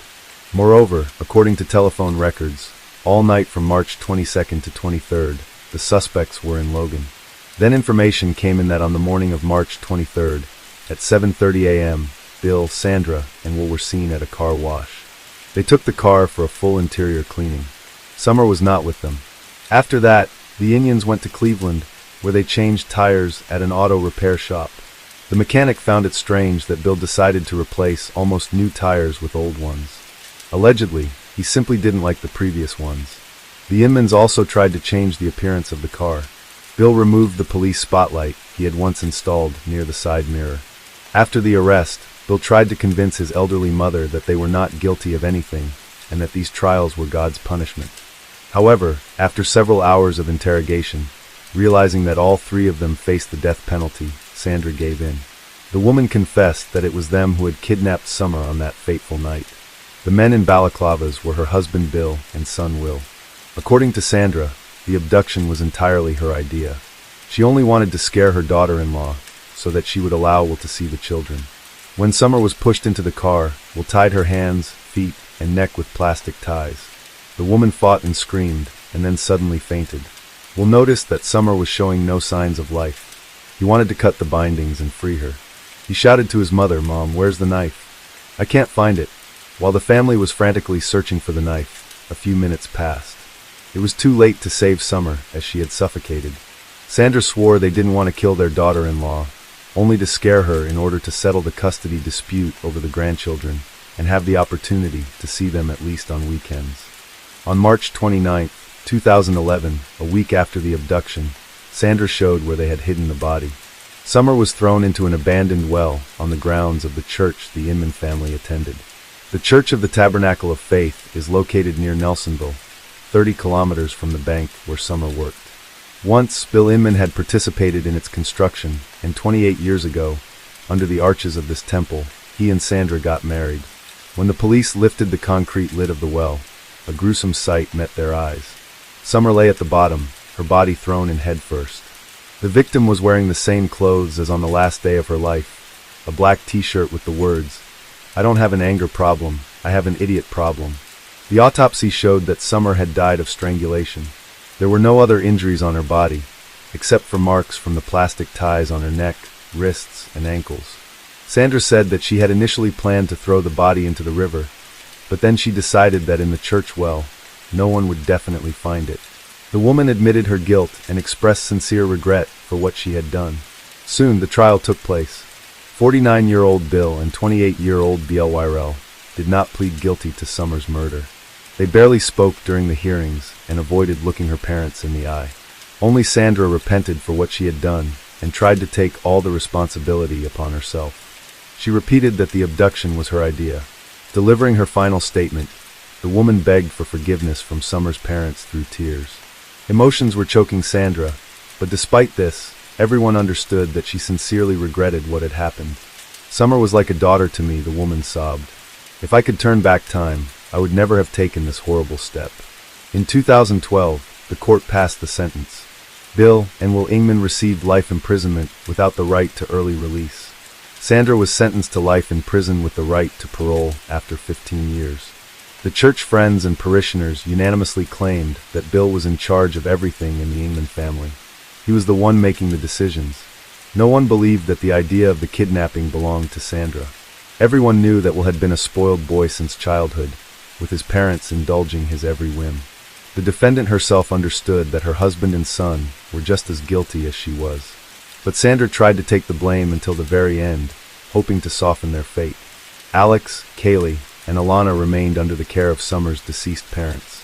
For a long time, they could not explain to their grandchildren where their mother, father, grandmother, and grandfather had gone.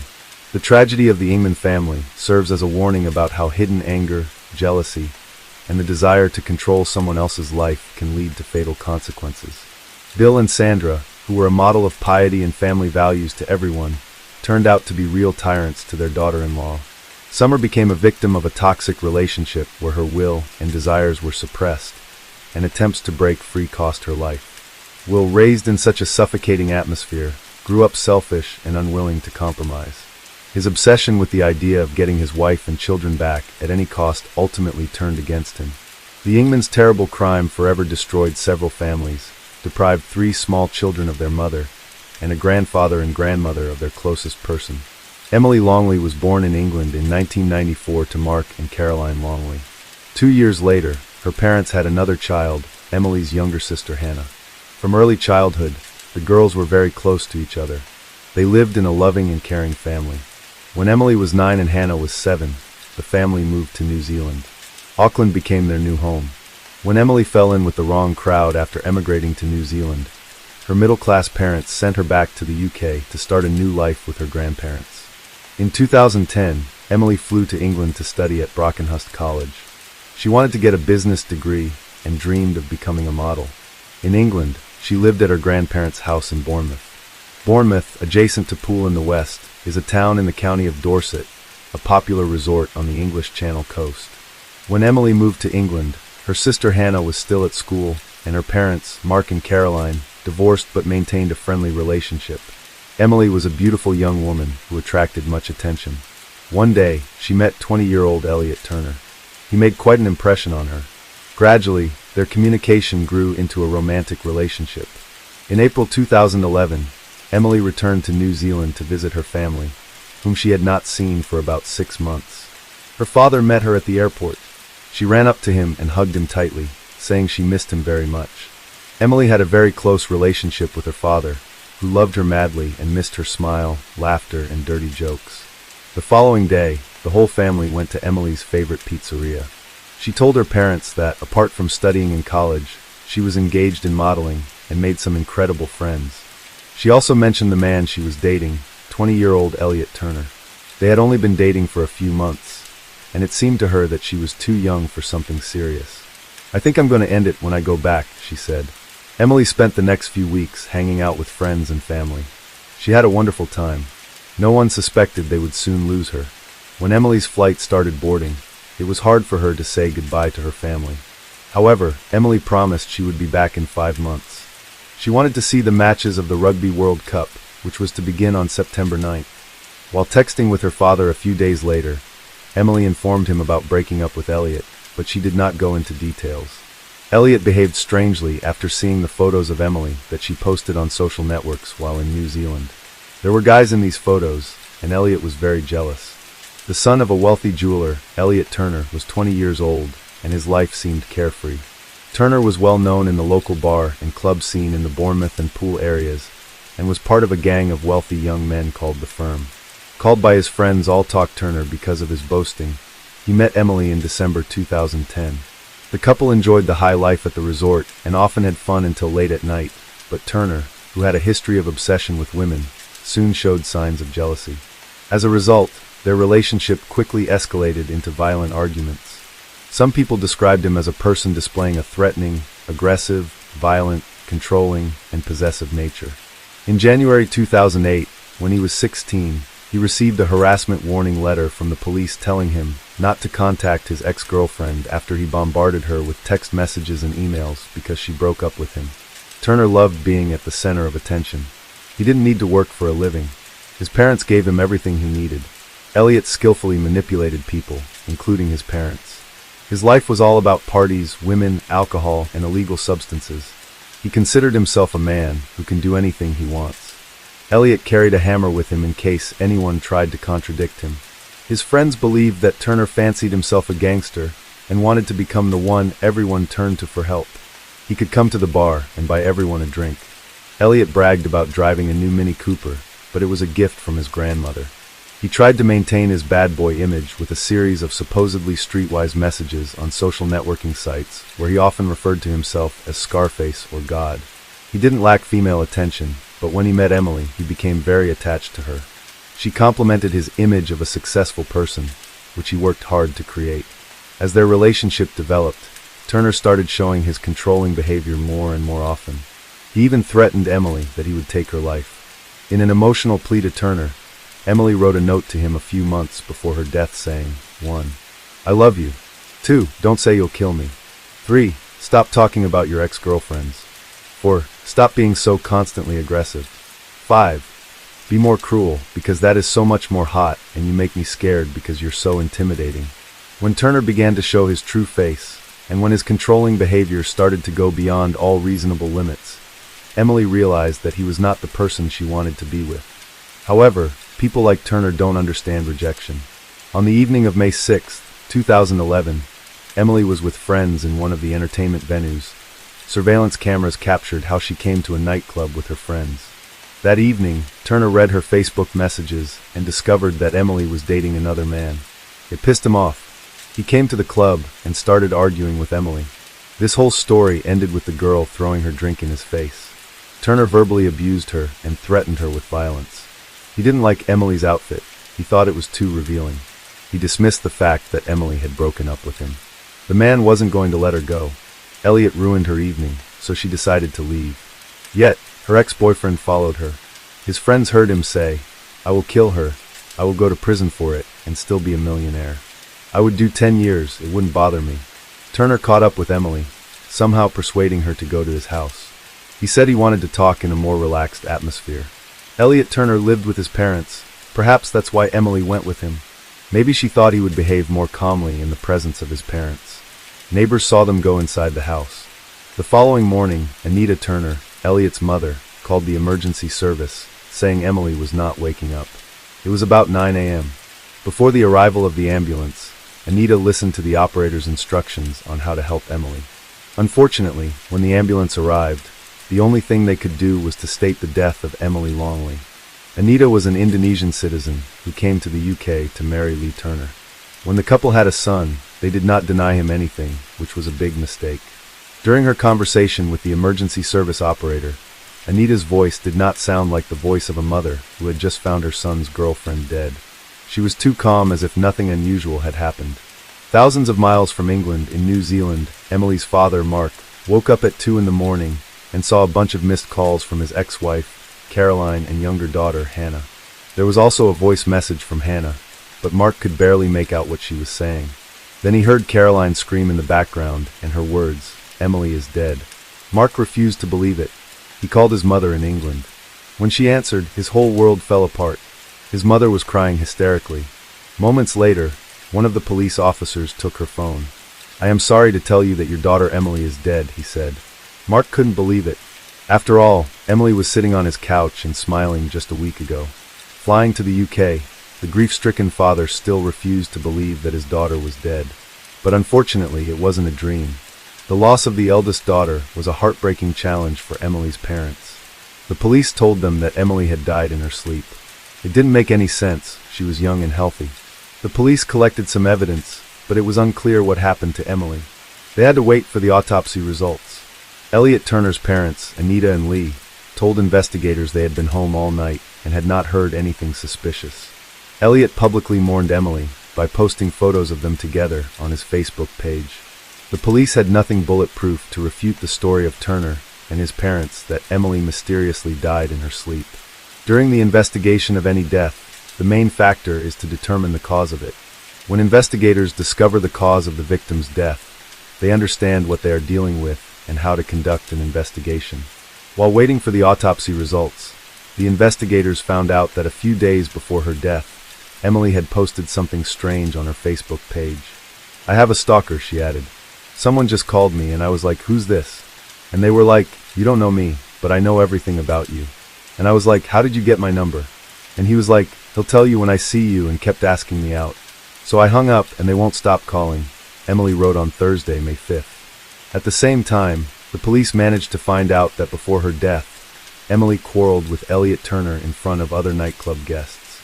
After interviewing Turner's friends, investigators learned that he tried to control Emily's every move, that he found out about her meeting with another man, and most importantly, that Elliot threatened to take her life many times. But his friends did not attach any importance to this, believing that these were just words with which Turner strengthened his image of a gangster. The autopsy did not give an exact cause of Emily's death. However, experts mentioned it could be strangulation, and one of them said, "The physical findings are entirely consistent with pressure being applied to the neck."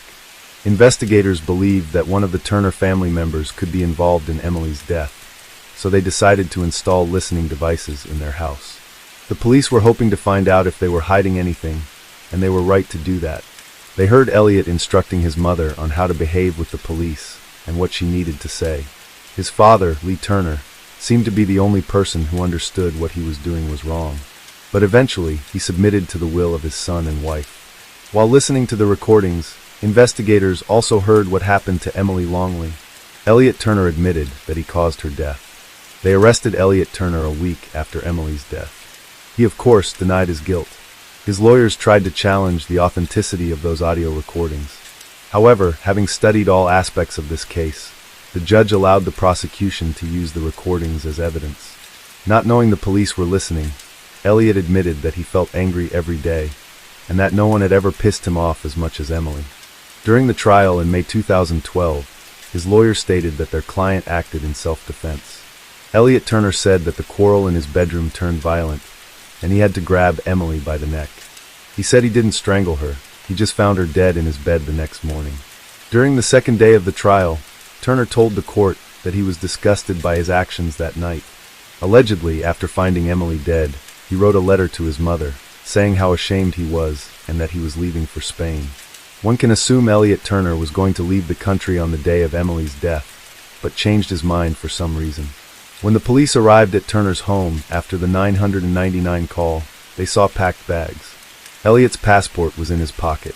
He admitted in court that he had threatened Emily and felt upset and deceived the night before her death, after seeing false emails on her phone saying he had smashed her face into a table.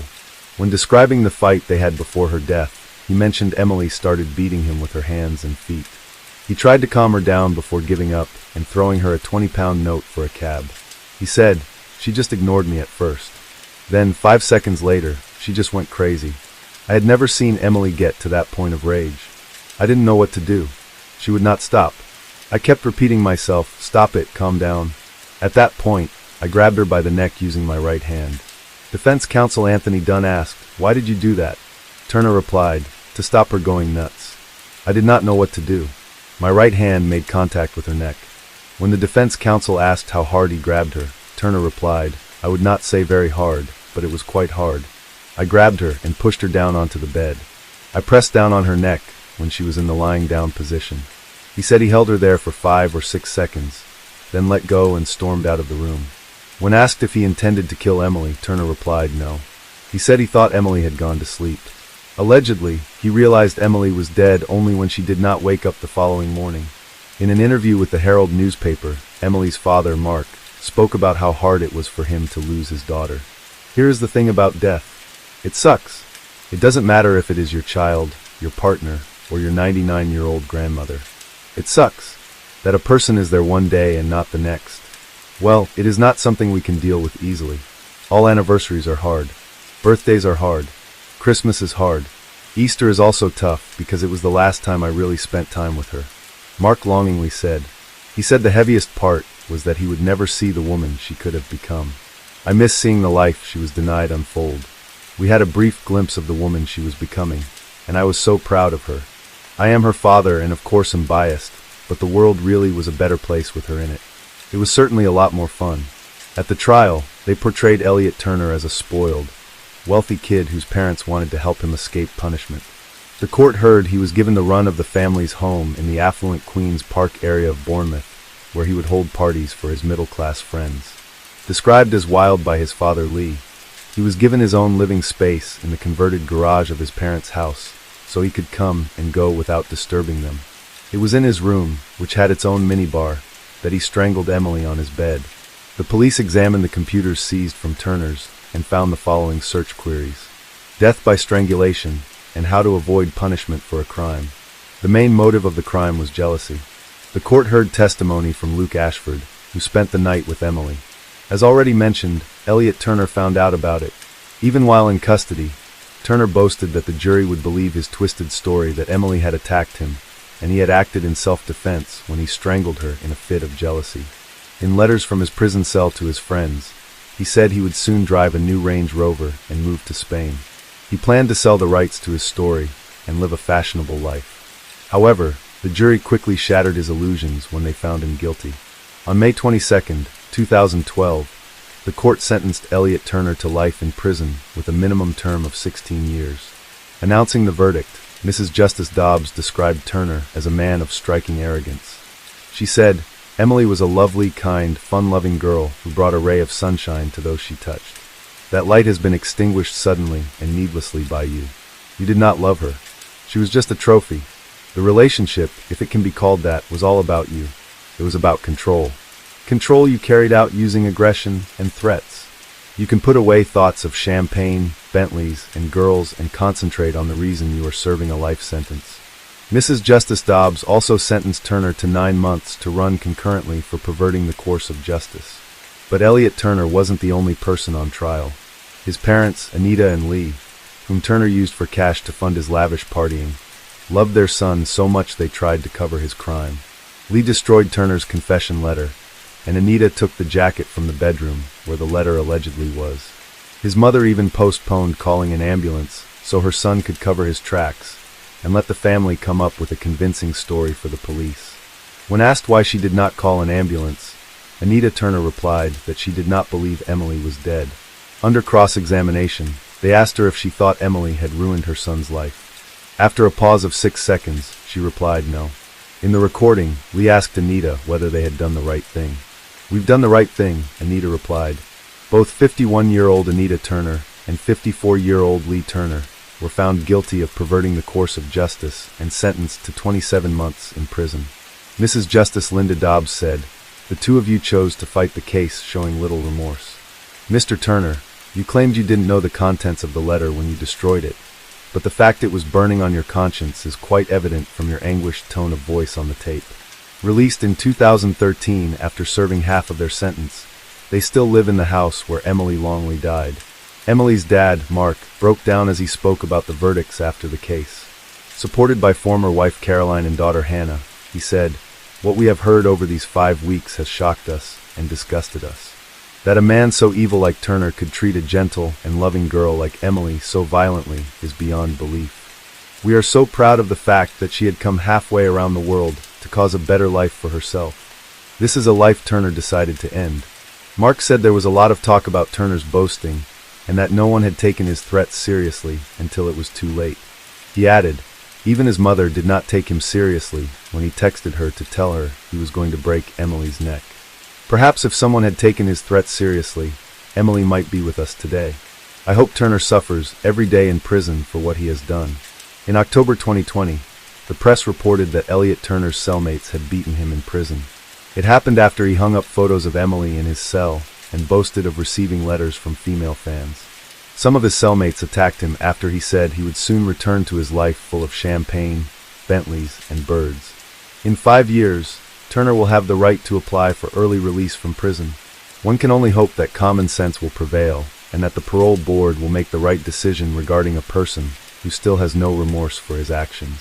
The case of Jordan Worth, a sadist with an angelic face. Statistics on victims of domestic violence are not just difficult to keep, but virtually impossible because many people simply do not seek help, not wanting to make a fool of themselves, so to speak.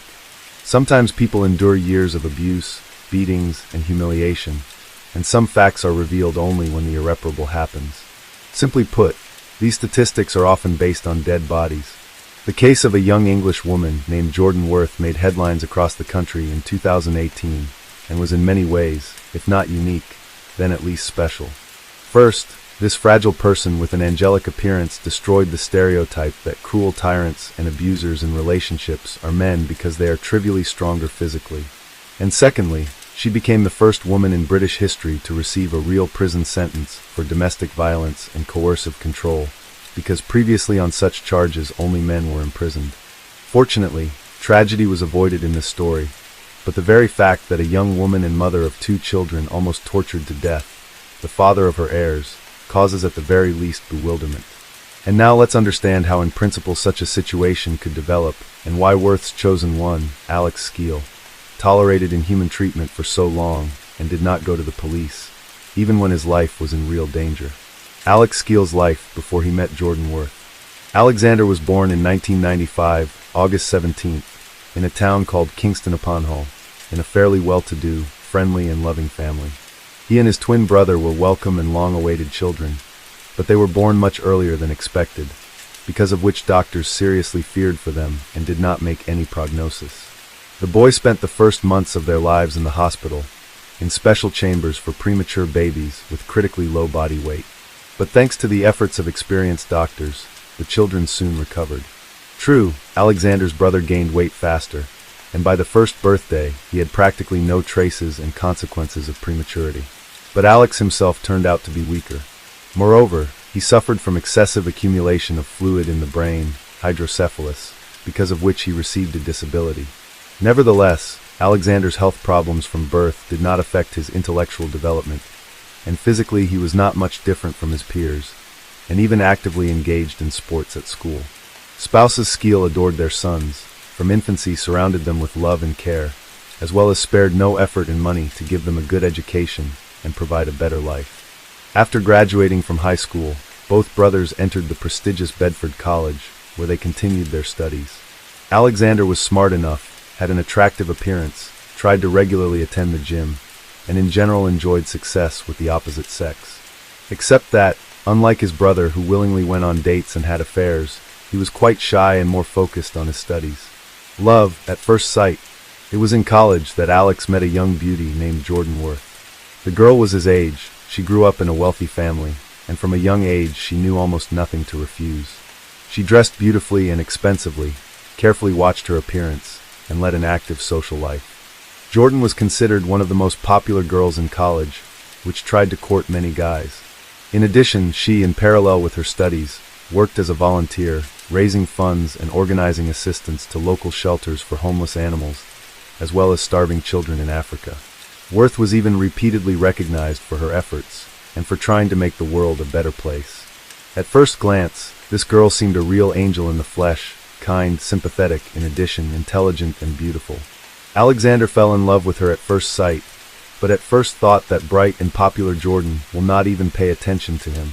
However, as it turned out, he also immediately appealed to her, and she herself became the initiator of their acquaintance. Worth was much more experienced in amorous affairs, but for modest skill, she was the very first love of his life. Young people in love spent a lot of time together, and were practically inseparable. In college, they were called the most beautiful couple, which was very flattering to Jordan. The first 6 months of the relationship were filled with love, romance, and mutual respect. Students tried to make each other pleasant surprises, gave cute gifts on small, but already so important for them, dates. In their accounts and social networks, daily appeared joint photos on which they were happy together. The pictures were accompanied by touching captions and declarations of love. From the outside, it seemed that these two were simply made for each other, and a long and happy life was ahead of them. Quite quickly, the young people decided to live together and rented an apartment.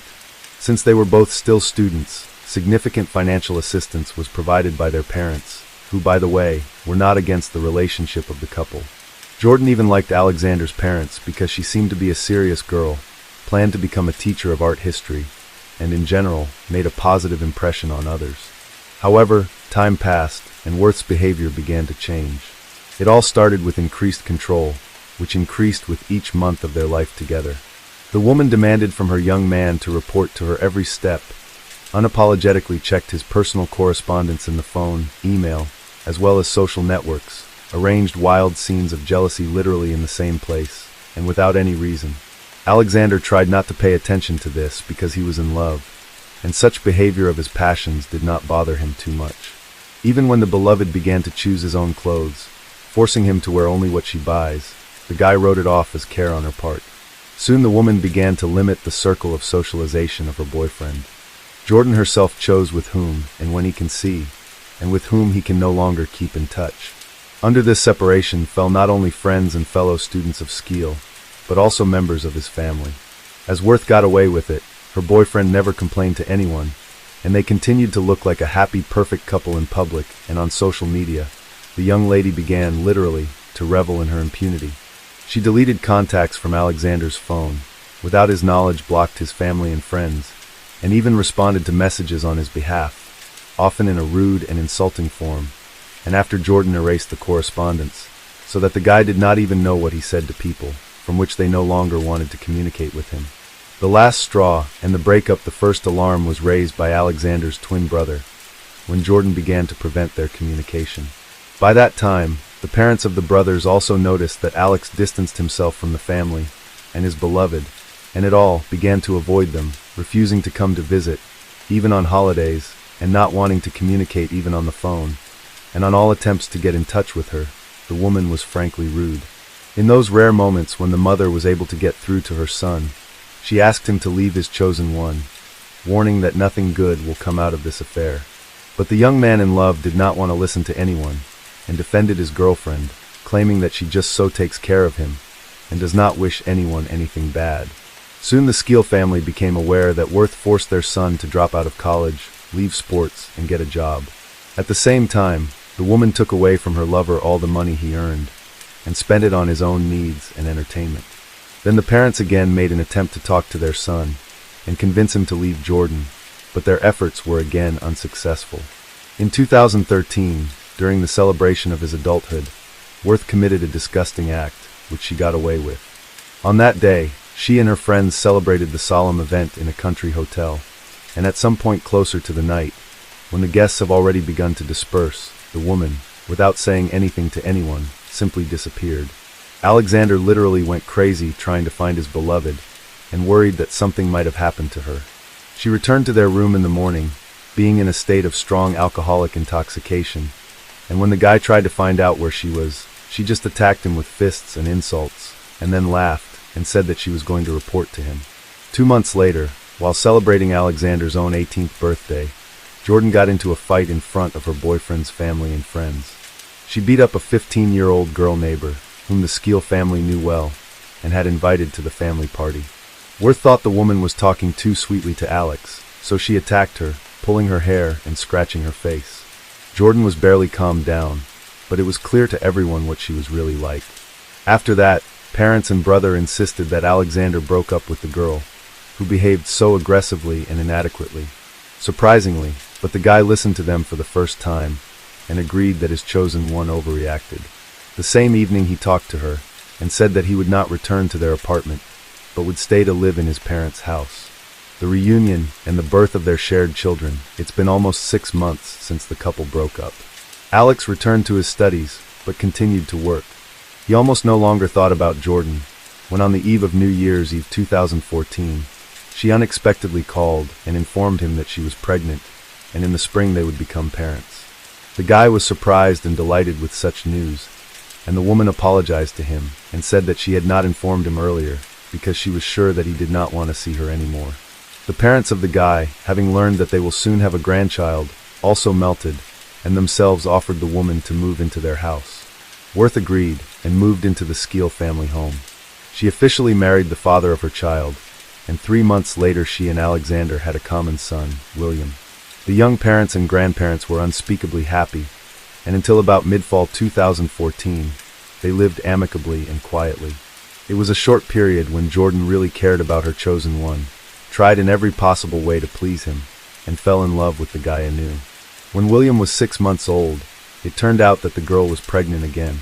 At this time she again became capricious and hysterical, and demanded from Alexander that they immediately move out of his parents' house.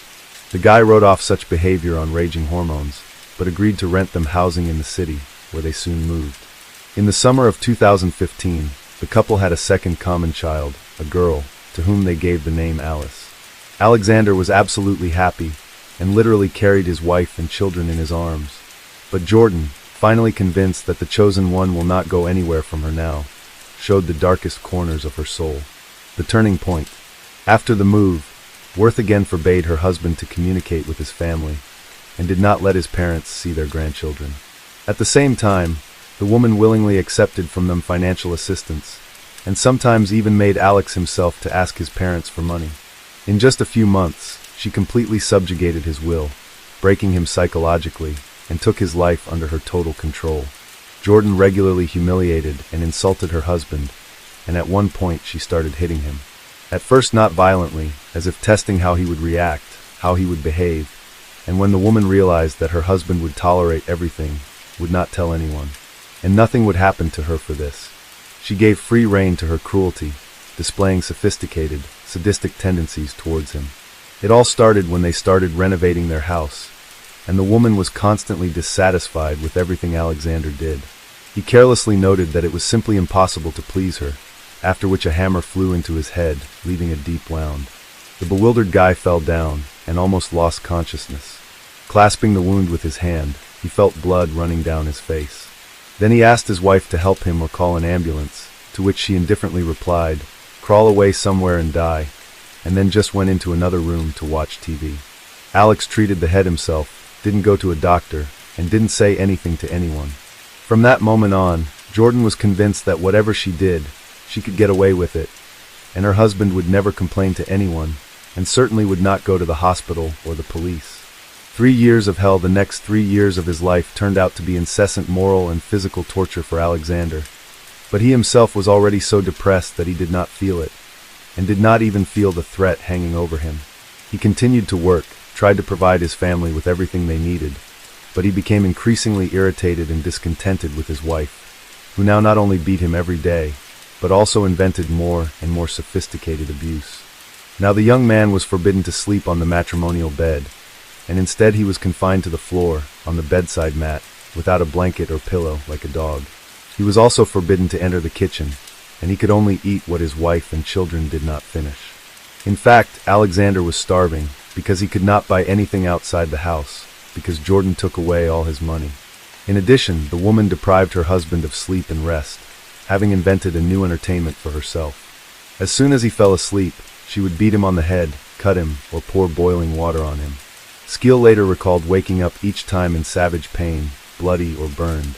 After that, he would go to treat and bandage his wounds with improvised means, and his wife would go to bed quietly.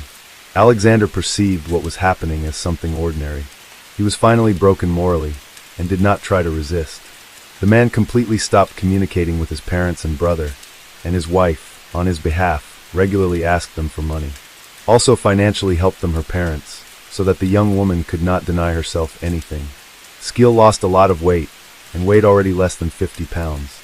In addition, his body was constantly covered with wounds, abrasions, burns, and hematomas, which could not but cause questions from others. At work, the guy was urged to go to the hospital, so his wife forced him to quit for fear of exposure. After the dismissal, he finally became a hostage of Jordan, who now abused him day and night. Long-awaited deliverance. Despite the horror that was going on in the couple's home, those around them still thought they were a happy family.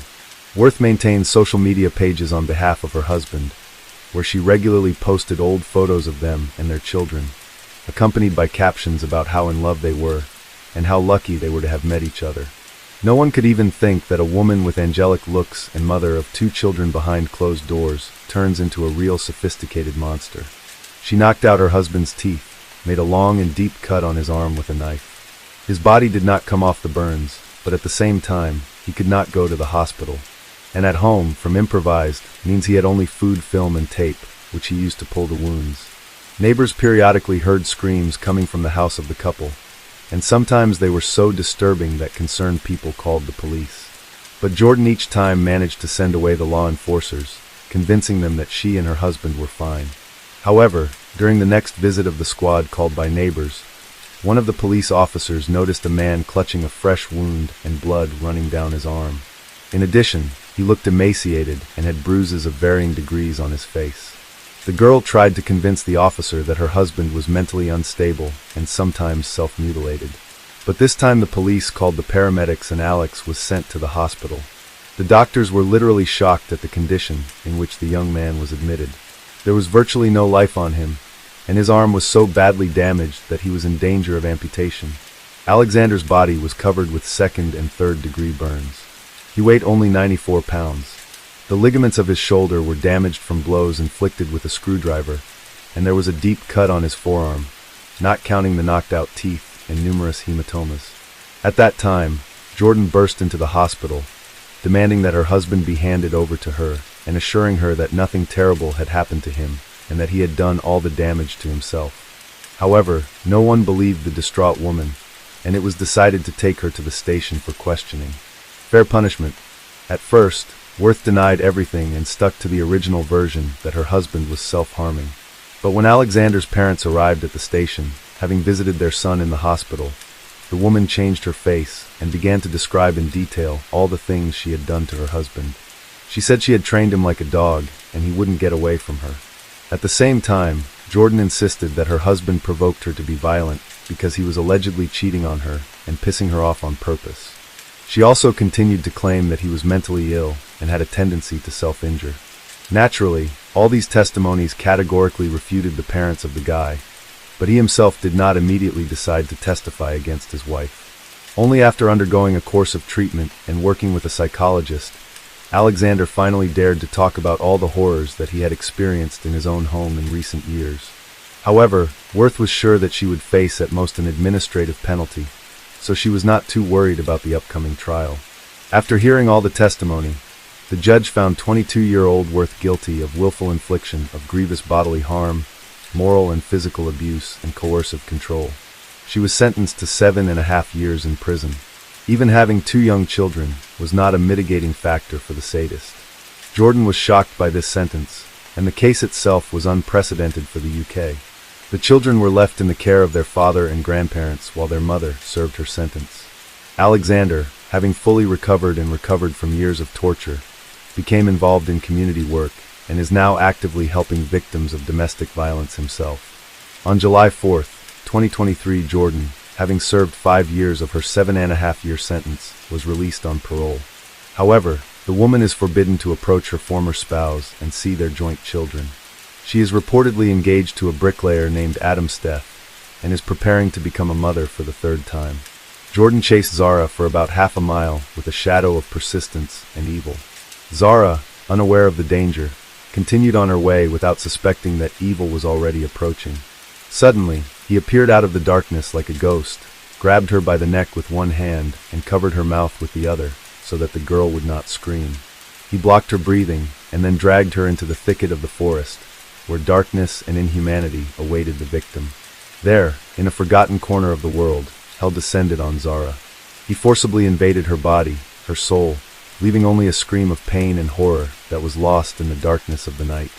Despite her desperate attempts to resist, her cries remained unanswered in the ruthless void. This whole nightmare, this terrible aggression, lasted for 9 whole minutes, which seemed like an eternity for Zara, who felt fear and hopelessness. Then, as if nothing had happened, Jordan walked back to his house, leaving behind only traces of destruction and an absolute nightmare. But what if all this was just the beginning of an even more eerie and mysterious story? What if the hidden truth about what happened that terrible night turned out to be more confusing and dark than it seemed at first glance? Secrets hidden in the shadows of the past can destroy not only lives, but also destroy all that remains of hope and peace in this world. Only by digging deeper one can find the answers, but there are even more questions hiding behind them. In the winter of 1986, Zara Alina was born in the vast landscapes of Great Britain. She was the first of 5 children of a single mother, a young woman who mysteriously moved her life from the Pakistani slums to this corner of the UK back in 1968. Zara embodied the hopes and dreams of her parents, and her birth was an important event. She was the first granddaughter of Radha Parvan, and it brought her a special status in her community. From early childhood, Zara was surrounded by relatives who raised her to a pedestal, showering her with tenderness and care. She grew up surrounded by numerous generations, studying at a unique school of life where the rules were written in blood and betrayal. Despite their lack of finances, Zara's parents invested everything in their daughter's education, believing that she would be able to find everything she needed for a successful life. Their dreams were strong, their hopes were stronger, but in this world of dark streets and hidden ambitions, Zara's life was in danger, hanging over her like a dark cloud. From early childhood, the fire of passion and hunger for life burned in Zara's heart. She dived into the world of tap dancing, where every movement, like a note in a symphony of passion, gave birth to beauty and harmony. Swimming was another passion of her soul, allowing her to escape from the gray everyday life and feel the wave of freedom. She always dressed exquisitely, as if creating a work of art from herself, embodying her dreams in every outfit. But that was just the beginning. When she skated for the first time, she felt new breath of freedom in her soul. Skating became not just a hobby for her, but a way of breathing, a way of expressing the deepest essence of her soul. Among those who knew Zara, no one was surprised to hear that she dreamed of becoming a lawyer. Her heart was full of desire to protect and help others, because she was that bright ray of hope in a world full of evil. Her friendly nature sparkled with joy which was contagious, like a fire in the dark. Her gaze and sparkling eyes promised miracles, and her black curly hair seemed to have been created to tempt fate. Her image was full of charm, like a magic potion mixing passion, kindness and courage in an extraordinary cocktail of attractiveness. Already in her teens, she had the opportunity to travel around England and visit museums and galleries. She showed big interest in art and culture. These trips became an indicator of how independent she was. Later, trips to the rest of Europe followed. This was a clear confirmation that she inherited the desire for adventure from her relatives. It seems she was following in the footsteps of her Aunt Farah, who, unlike the rest of the family, chose Portugal over the UK. It was fascinating for a young woman to see the work of her aunt, who worked as a psychotherapist in women's organizations. Zara visited her several times. After graduating from high school, her aspirations began to be realized when she got in the University of Westminster. Since then, She worked hard to achieve her goals while taking care of her mother and grandmother at the same time. Her tiny figure was full of a passionate soul and unstoppable energy. Her sense of justice and equality was not limited to the walls of the lecture hall. On the contrary, the generous and caring Zara supported refugees fleeing violence and sought to give a voice to those who had less power. She also participated in volunteer work in community canteens to help the homeless. In general, she had a special habit of noticing the needs of others and always including them in her schedule. Zara was an easygoing girl. Her Aunt Smiranez lived nearby, and she often visited her several times a week. While preparing for the exams, she asked her aunt to help her to study, but they always ended up laughing. Zara left a trail of joy behind her everywhere she went, as those who knew her at that time claimed. In addition, she was hardworking, covered all her expenses, and helped her family. She worked at a local clothing store and knew everyone in the area, from teenagers to the elderly. She always greeted everyone with kindness and was willing to help if necessary. The young girl could talk for hours, but it did not affect her ability to listen carefully to others. Her generosity extended to all living creatures, and she especially loved cats. Sometimes she spent her own money to take stray cats to the vet, take care of them at home, or persuade neighbors to take them in. Her friend Sanji Naira described her as radiant and believed that her main gift was the ability to share optimism. When Sanji was in a bad mood, he turned to her for help. In Zara's life, there was a bright star whose name was engraved in the very depths of her heart, Carissa Peters. They were not just friends, but companions in the struggle for justice, for protection of women from violence and abuse. Their shared hobbies, especially in the field of women's rights, and it was the connecting thread that carried their friendship through difficulties and trials. Zara and Carissa were so close that they seemed to share the same soul. They easily entered each other's house, as if they were their own shelters from the storms of the world, or talked on the phone almost every day, discussing the news, their thoughts and plans for the future. In 2002, after successfully passing the exams and completing her internship in law field, Zara had the opportunity to work in the Crown Prosecution Service. It was an important step and an integral part of her dream to become a full-fledged lawyer. To do this, she worked tirelessly, even when her studies were interrupted by worries about her mother and grandmother, as well as financial difficulties. This step was important not only for her, but also for Carissa and for those who believed in her, who support her on this stormy journey to a bright future. On her first day at her new job, Zara couldn't help but be happy. She sent a smiley selfie to her friends and family, as if announcing to the whole world her new era of life. It wasn't just a new job, it was the last piece in the mosaic of her dreams. She had been coming to this for so long that she could hardly believe in her own happiness. Working as an administrator might seem a secondary post, but for Zara, it was a giant step towards her goal. At the age of 35, she realized that a new stage in her life was beginning, and this made her heart beat with extraordinary force. It wasn't just a working day, it was the beginning of a new era, an era when she felt fulfilled and happy. The new job strengthened her confidence in the fact that it was time to create her own family. She dreamed of her children, how they would be happy and protected, how they would live in a world filled with love and harmony. At that moment, Zara realized that every new day was a step towards her happiness, a step towards her dream of having her own family.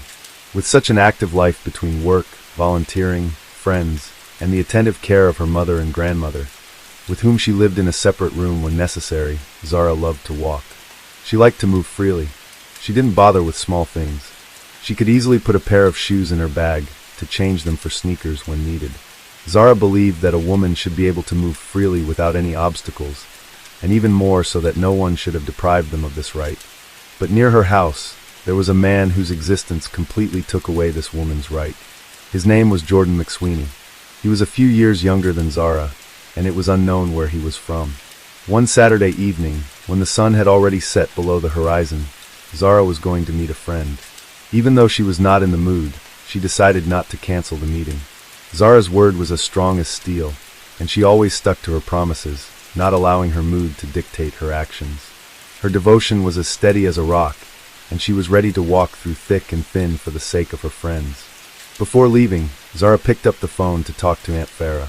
But this time there was a certain anxiety in her voice that did not go unnoticed.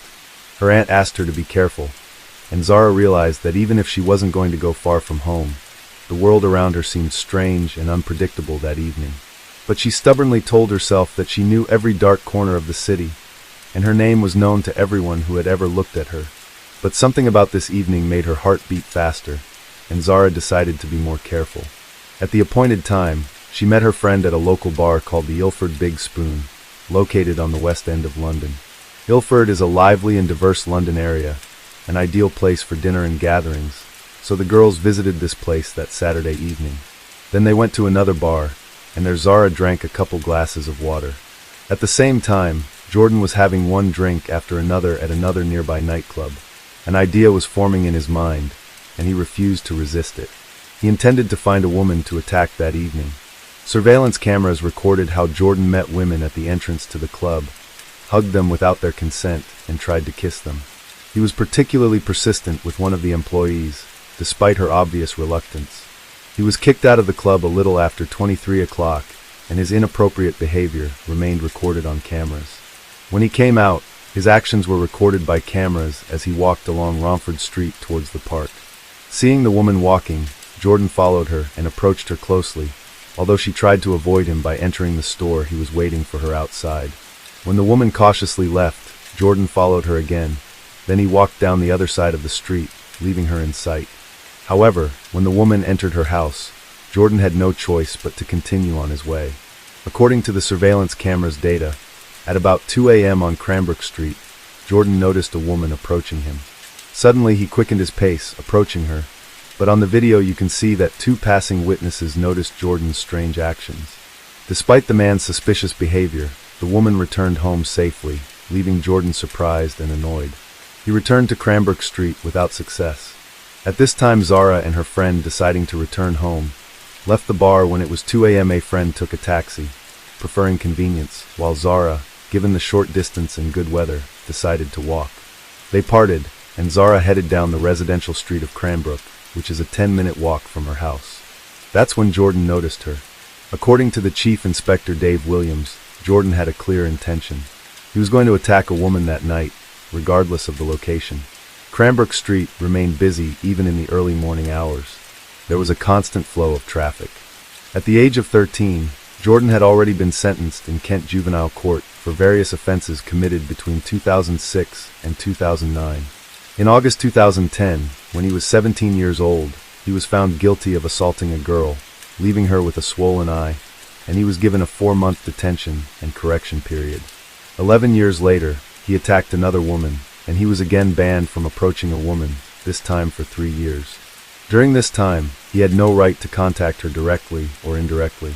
By 2010, Jordan had 28 convictions for 69 crimes, including theft, assaults on police and the public, criminal cases, theft of motor vehicles, traffic violations, committing crimes with bail, and shoplifting. On his page on a well-known social network, he bragged about having a huge collection of weapons, and in general, extolled a criminal lifestyle to the sky, posting different photos and quotes. He also posted fake pictures saying that the FBI was looking for him. On June 17, 2022, he was released on parole after being sentenced to prison for criminal damage, racially aggravated harassment, and illegal carrying of a bladed weapon. One of the conditions was meetings with a parole officer. Jordan settled into a van on St. Valentine's Street, in a 130-acre park in the south of Gun Hill, the largest green space in London's Redbridge district. He again violated all agreements, and true to his criminal background, missed not one, but 2 meetings with a parole officer. As a result, the authorities refused to give him the advantage. The parole service began the procedure for returning him to prison on June 22, 2022, but they did not immediately inform the police, but only 2 days later. Early on Saturday morning, June 25th, police visited Jordan's mother's house to arrest him and found an unpleasant surprise. He was not there.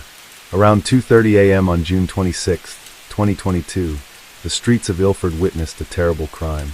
Zara was found on the sidewalk with signs of abuse on her body. Her belongings were scattered, as if the mess in her life was embodied in the streets. Her body was bruised, her clothes were torn, and her eyes showed struggle for survival. A woman passing by immediately realized that the situation was extremely serious. Without hesitation, she began to give Zara a closed chest massage and do CPR, trying to give her the last hope of survival.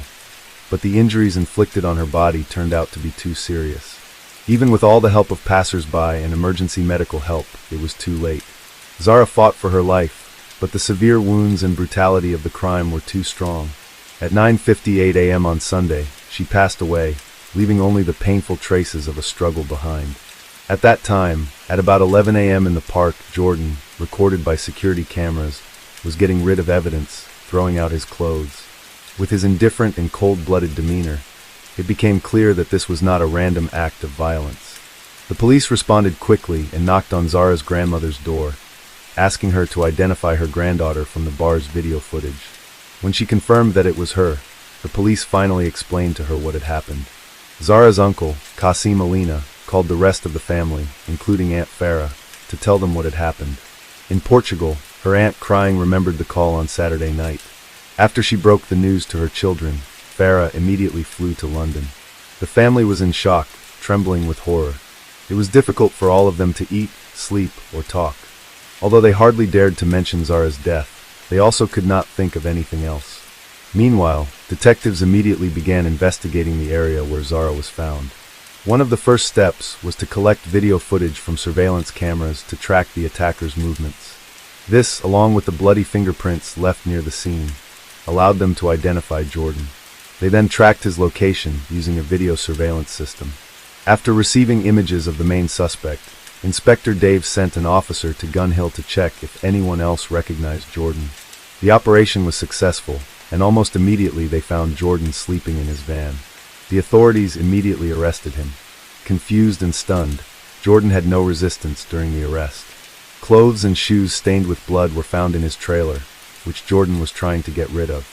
Despite many hours of interrogation, Jordan remained silent, refusing to reveal his name or give details of his life. At the same time, new video footage continued to appear, allowing police to reconstruct the chronology of events. The crime led parole officer Justin Russell to highlight a number of errors in the treatment of Jordan. It was noted that Jordan had been a criminal since the age of 16, both in and out of prison, which made him a high-risk criminal. He had been a high-risk criminal since the age of 16, but it turned out that he had not been treated appropriately. They should have taken more urgent measures to return him to prison after he missed scheduled supervision appointments upon release from detention, but they didn't do it. On Wednesday, June 29th, through a press release read by the police, Zara's family expressed how shocking the last few days have been. Logically, for them, it was an irreparable loss. Nevertheless, they stressed that the warmth and kindness shown by people were valuable to them and served as evidence of the strength of their beloved Zara's spirit. The family had a lot to do, and they needed to find strength. Aunt Farah communicated with the media and met with the police. Despite the shock and grief, her family, especially her aunt, taking into account her own experience in this field, knew that it was necessary to control the situation and protect Zara from accusations from certain media. On July 1, 2022, a preliminary hearing was held in the Jordan case, and on September 30th of the same year, a date was set for a hearing to prepare testimony in the trial. However, on the day of the scheduled trial, Jordan did not show up due to a positive test for COVID-19, and the hearing had to be postponed. On Saturday, July 2nd, a memorial service was held in memory of Zara, organized by her family, which took place on the way to her home, symbolizing the last journey that never ended.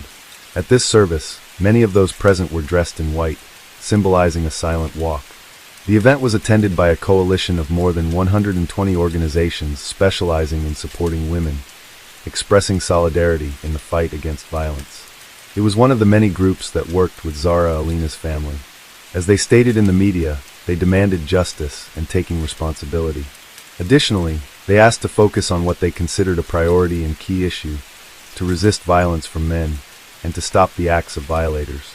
At a preliminary hearing before the investigation at the East London court in Walthamstow, crime scene investigator Nadia Persut said she believes there is reason that local police officers could and should have taken more action to find Jordan before his attack on Zara. Consequently, she expressed the opinion that juries should resolve this issue. In addition, this investigation should have included the actions of the staff of corrections facilities for probationers. According to Nadia, this process was supposed to last a month. On November 16, 2022, Jordan also did not appear at the hearing, despite being told that this was mandatory. Thus, the meeting was organized via video call. This time, he pleaded guilty. Prosecutor Oliver Glasgow then described him as extremely unfit candidate for bail. This opinion was also supported by Judge Chima Grove.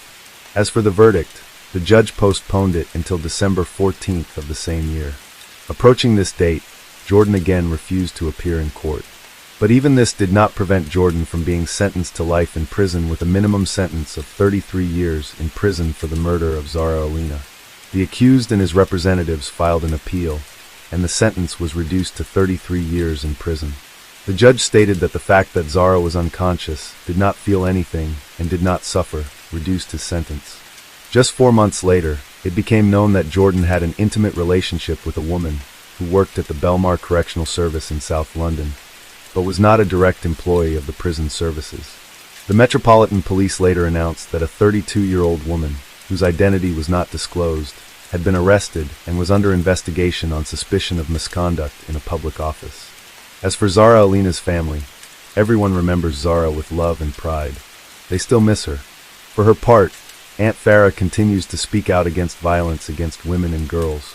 In March 2023, she joined a march organized by various groups seeking to draw attention to the issue and raise awareness. The protesters marched through the commercial district of West London to Trafalgar Square. Among various slogans, they stated that the lack of action against male violence is equal to abuse by the state. The tragic loss of Zara Alina has only added dark shades to this bloody picture of violence that consumes the hearts and minds of those who seek to change the world. The case of Lori Sars, the pregnant woman whose body was found in a city landfill, highlights how even a seemingly insignificant lie can lead to serious and tragic consequences. Behind every lie lies a motive, whether it's a desire to avoid punishment, gain advantage, or simply to maintain appearances. In some cases, lies are used to protect confidentiality or spare someone's feelings. In the case of Lori Sars, the story began with a small deception that snowballed into a devastating tragedy. Her mysterious disappearance in 2004 sent shockwaves through Salt Lake City. Her husband, Mark Hacking, reported her missing, sparking a massive search effort that captured national attention. However, the shocking truth behind Lori's disappearance would soon come to light. Mark Hacking's deceit stemmed from childhood trauma and a fear of not meeting others' expectations. As the details of his lies unraveled, the media frenzy intensified, with the case becoming the subject of numerous television talk shows and feature films. Lori Sars, also known by her married name Lori Hacking, was born in 1976. The tragic circumstances of her disappearance shed light on the destructive power of dishonesty and the devastating impact it can have on individuals and their loved ones.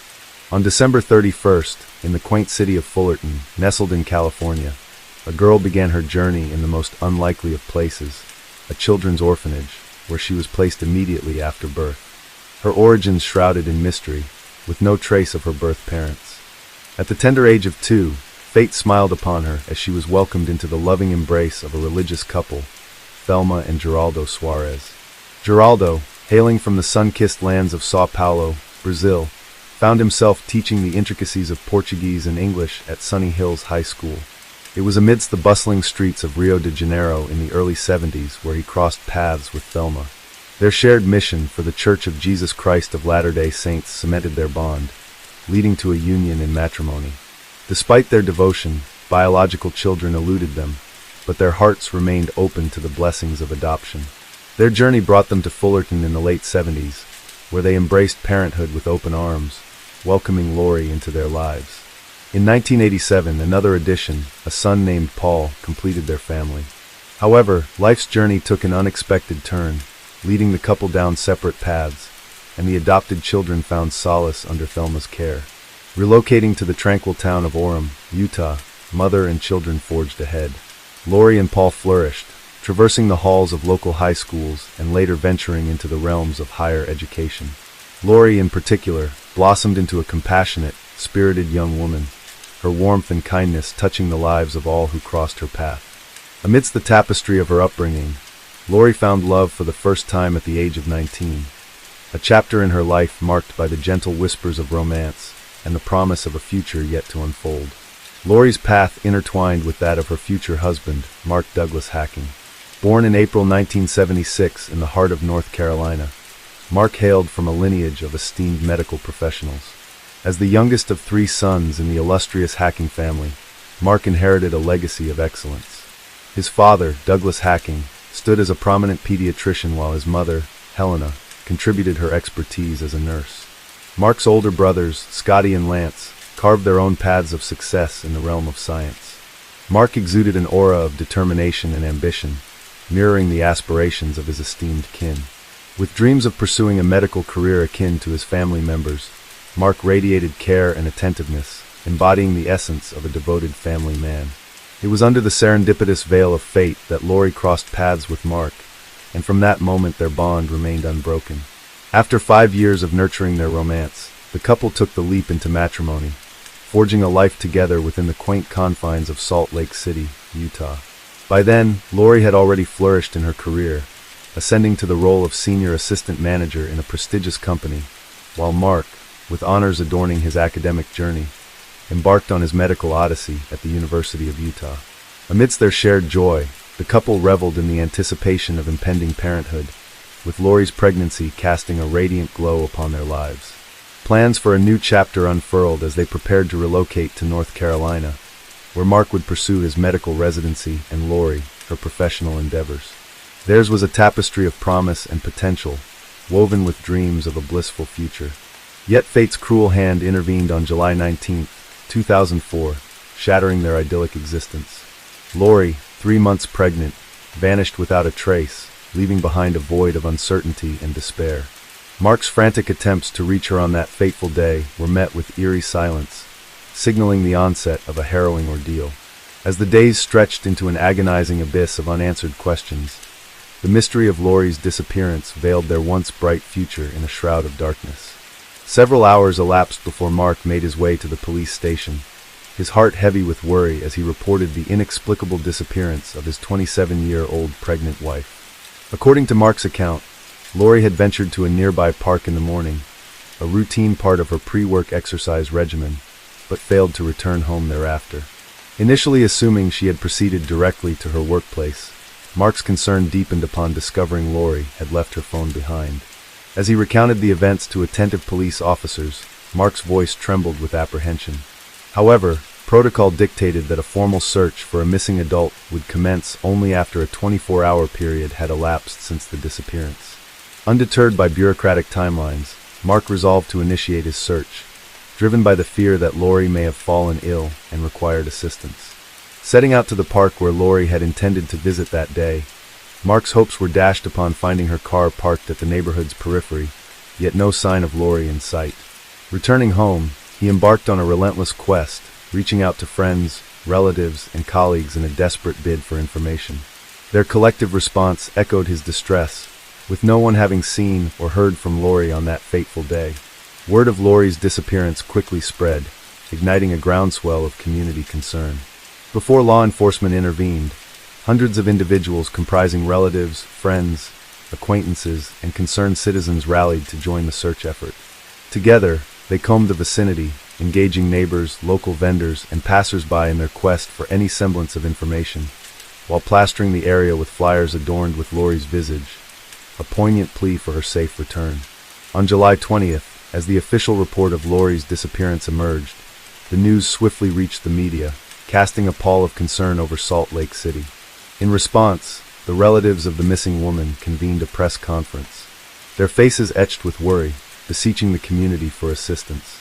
Mark, Lori's husband, stood at the forefront, his anguish palpable as tears streamed down his cheeks, imploring anyone with information about his pregnant wife's whereabouts to come forward. By nightfall, a groundswell of support had materialized, with nearly 1,000 individuals joining the search effort. As police scrutinized Lori's abandoned car, a perplexing detail emerged. Despite Lori's petite stature, the driver's seat had been adjusted to accommodate someone much larger, a discrepancy too glaring to ignore. Further confounding investigators, a key revelation surfaced during a search of the Hacking residence, the discovery of the car keys purportedly found in the park. The incongruity was glaring. How could the keys be within the home if Lori, as Mark had claimed, had departed in the car and never returned? This turn of events immediately raised suspicions about Mark. He claimed that the keys had been left in the ignition when he discovered the car, so he simply took them out and brought them home. While this explanation wasn't enough to detain him, it certainly warranted closer scrutiny from law enforcement. Soon, suspicions about his involvement in his wife's disappearance were substantiated in a most unexpected manner. Overwhelmed by grief, Mark's behavior took a bizarre turn. The day after Lori was reported missing, police received reports of Mark running naked through the city streets, his cries unintelligible. His distraught demeanor and erratic actions prompted a psychiatric evaluation, raising questions about his mental state. While many attributed his breakdown to the stress of his wife's disappearance, police speculated that it could have been a ploy to feign insanity and evade accountability. As Mark underwent psychiatric assessment, investigators obtained permission to conduct a thorough search of the couple's residence. What they discovered painted a chilling picture: traces of blood in the marital bedroom alongside remnants of stained bedding. Curiously, a new mattress, purchased on the morning of July 19th, the day Lori vanished according to Mark's account, had replaced the old one. Moreover, concealed within the closet lay a sizable kitchen knife, its blade bearing what appeared to be dried blood. But the most damning evidence awaited investigators in the living room. An envelope addressed to Mark lay conspicuously on a table, containing a letter purportedly written by Lori herself. In the letter, Lori accused Mark of betraying her trust throughout their marriage, declaring their need to part ways. This revelation cast a grim shadow over the investigation, suggesting a far darker truth behind Lori's disappearance, one that hinted at betrayal and potential foul play. This revelation finally convinced law enforcement that Mark was directly implicated in his wife's disappearance. The only remaining task was to unravel the events of July 19th. A breakthrough in shedding light on the situation came from Mark's father, Douglas Hacking. According to Douglas, Mark had never graduated from the University of Utah, nor become a certified psychologist. He had been expelled 2 years prior, shortly after marrying Lori. Fearful of disappointing his beloved and his family, Mark continued to masquerade as a student, fabricating assignments and defending his diploma in a parade that snowballed out of control. Mark's confession to his father, made just a month before the tragedy, laid bare the extent of his deceit. He attributed his actions to familial pressure, feeling compelled to match the success of his relatives in the medical field. As the sole breadwinner in their family, Lori remained oblivious to the truth, with Douglas unknowingly enabling Mark by providing financial support. When the time came for Mark to defend his diploma, Douglas arranged an interview at a medical school in North Carolina, only to discover Mark's lack of credentials. Despite Douglas' insistence that Mark come clean to Lori, he persisted in his deception, claiming acceptance to the medical school on the premise of his fictitious psychology degree. Unbeknownst to Mark, Douglas took matters into his own hands and divulged the truth to Lori's sister. Shocked by the revelation, Lori grappled with the betrayal of 2 years' worth of lies from her husband, compounded by the fact that she was carrying his child. Wrestling with her shattered trust, Lori confided in her closest friend, seeking solace and guidance in the midst of overwhelming uncertainty. On July 25th, 6 days following Lori's disappearance, Mark, confined to a psychiatric hospital, was visited by his older brothers, where he divulged a chilling confession. He had taken the life of his pregnant wife, Lore, with a .22 caliber rifle. However, he withheld specific details initially, leaving investigators to piece together the grim events that transpired in the Hacking household. During a search of the local hospital's dumpster, authorities uncovered a spring mattress, meticulously cut into pieces, stained with blood and dark hair, an expertise later confirmed to belong to Lori. Mark hinted to his brothers that he had similarly dismembered Lori's body, bagged it, and disposed of it in a dumpster. Despite exhaustive efforts, no trace of her remains surfaced, prompting a massive search of the city's landfill by police and volunteers. Amidst mounting evidence of Mark's culpability, legal complexities loomed. Though law enforcement harbored no doubts regarding his involvement, the absence of a body posed challenges. Nevertheless, on August 2nd, Mark faced formal charges of first-degree murder and obstructing an investigation, leading to his transfer to a mental health facility within the jail. A grim discovery on August 9th marked a critical breakthrough. Human remains were unearthed at the landfill, confirmed through expert examination to be Lori's. Subsequent investigations revealed a harrowing narrative. On July 18th, Lori penned a note to Mark, expressing her intent to divorce him upon discovering his web of lies, fabrications about his education, aspirations, and reliance on familial support. Unwilling to accept Lori's decision, Mark resorted to an unthinkable act of violence. In the dead of night, as Lori slept, he callously ended her life with a single gunshot to the head. What followed was a calculated effort to conceal his heinous crime, orchestrating a facade of her disappearance. As legal proceedings unfolded, initial plans for seeking the death penalty underscored the gravity of Mark's actions, casting a shadow of justice over a tragic saga of deceit and destruction. For Mark, however, lingering doubts persisted regarding his awareness at the time of the crime. Subsequently, the penalty was revised to life imprisonment. Only in April 2005, under mounting evidence and legal counsel's advisement, did the accused confess to the murder. Yet, he remained unable to articulate a motive for his actions. Tearfully, he lamented Lori's significance in his life, expressing profound fear of losing her. On that fateful night, he claimed to have lost control, seized by a delirium that led him to fatally shoot his pregnant wife as she slept. Mark attributed his mental instability to familial pressures, which he perceived as relentless demands for academic excellence and unattainable standards. Following his university withdrawal, he bore the weight of shame for failing to meet these expectations, spiraling into a web of deceit from which he could not escape. Throughout court proceedings, Mark appeared in a bulletproof vest, facing incessant death threats. On June 6, 2005, the defendant was convicted of first-degree murder and sentenced to life imprisonment, eligible for parole no sooner than 2035. Despite Mark and his legal team's appeals, all attempts to overturn the verdict were fruitless. Upon hearing the verdict, the murderer himself acknowledged the prison as his rightful abode, acknowledging the impossibility of fully atoning for his actions. The consequences of his unfathomable crime reverberated, leaving irreparable scars on the lives of all involved. Lori's family made the poignant decision to erase the name Hacking from her headstone, laying her to rest under her maiden name, Suarez. For Thelma, this symbolic act served to sever ties with the man who had robbed her of her daughter and the promise of a future grandchild. A year into his incarceration, authorities discovered that Hacking was profiting from the sale of personal items, including autographs, palm prints, and even prison letterheads, on an online murder auction website. Upon being interviewed, Hacking voluntarily ceased this activity and expressed remorse for his actions. Remarkably, in the years following his imprisonment, Hacking maintained correspondence with his former mother-in-law, Thelma Suarez.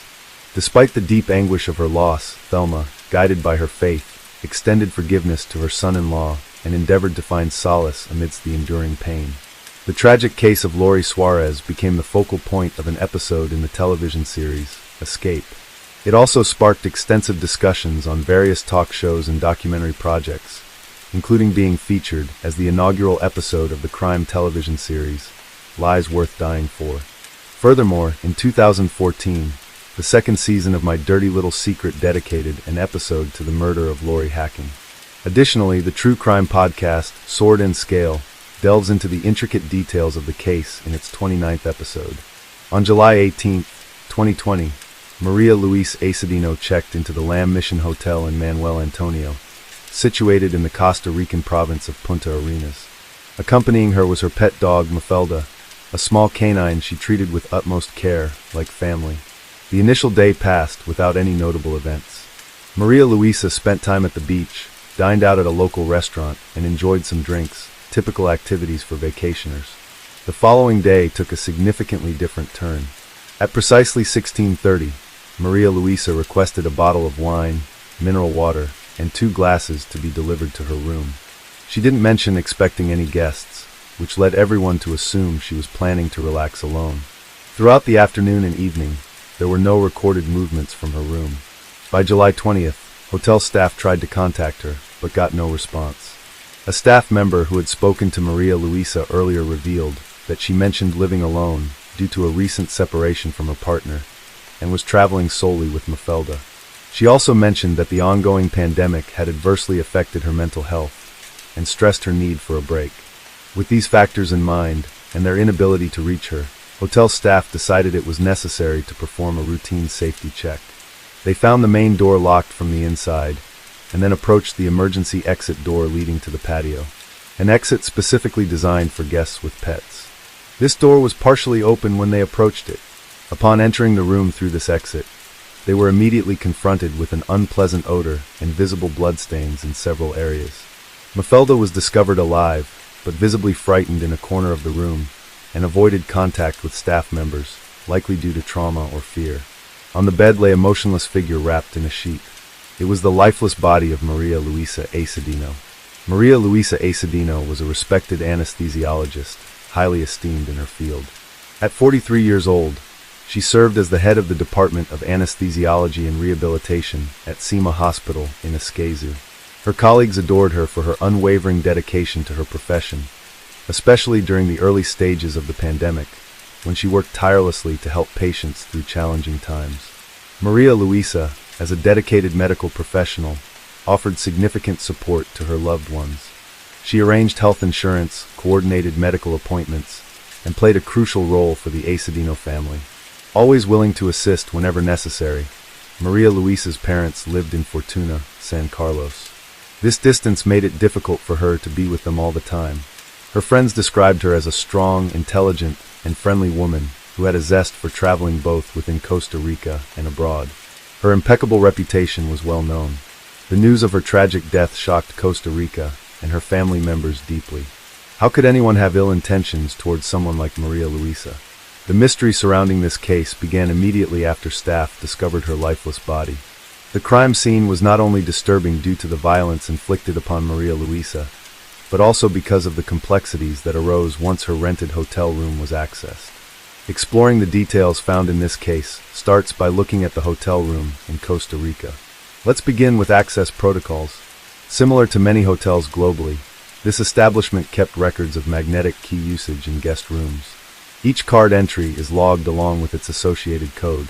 This makes it possible to identify if it was a guest or hotel employee. In Maria Luisa's case, no unauthorized key accesses were recorded. Only her own entries were noted from the previous night onwards, indicating no subsequent entries until she was found. Yet, there was another potential entry point, a sliding glass door at the rear side of the room, which could only be locked from inside. This meant that while there wasn't any loggable entry through this door, since it didn't use a magnetic key system, it remained possible someone could have entered if Maria Luisa had either permitted them entry or accidentally left it unlocked after opening it herself. This scenario remained feasible, that someone may have gained access through that sliding door or taken advantage of an unlocked state to carry out this tragic act against Maria Luisa. After finding the body, hotel staff quickly called the police. When authorities examined the scene, they swiftly determined that Maria Luisa Acedino had been murdered. Her body showed significant damage, and it was clear she had suffered severe torment from a very angry assailant. Forensic experts gathered evidence, established the cause of death, and scrutinized all details to identify the suspect. Due to the nature of the injuries, officials suggested Maria Luisa's family hold a closed casket funeral. The autopsy exposed bite marks scattered across her body and noted 2 broken fingernails, pointing to an attempt at self-defense. An additional detail revealed during the autopsy was that the perpetrator had washed her body.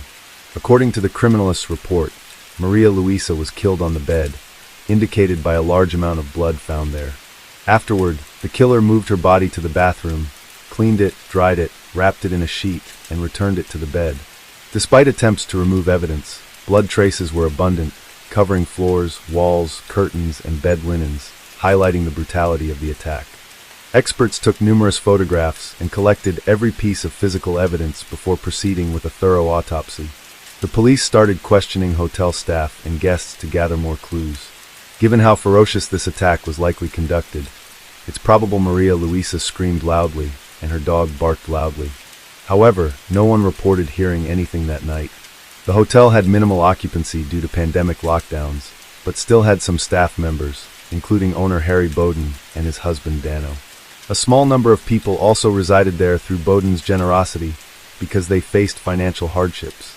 In Maria Luisa's room were a bottle of wine and 2 glasses. Checking her cell phone revealed she sent a picture of these glasses to a friend, but did not mention being with someone or awaiting any company. In a voice message sent to a friend, Maria Luisa expressed her appreciation for the hotel, highlighting how well both she and her dog, Mafelda, were treated. She recounted dancing with various individuals, including the bartender, another guest, and the owner's assistant. Despite acknowledging the hotel's somewhat rundown condition and understaffed situation, she still had a fondness for it. Friends and relatives observed that Maria Luisa often ordered 2 glasses when by herself, one for alcohol and another for water, indicating she likely wasn't expecting company. This observation led to the hypothesis that the attacker was someone who had seen Maria Luisa at the hotel and noticed an open back door before attacking her. However, the extreme brutality involved in the attack suggested a deeper personal animosity. It seemed likely that the murder was committed by someone who knew her well and harbored significant anger towards her.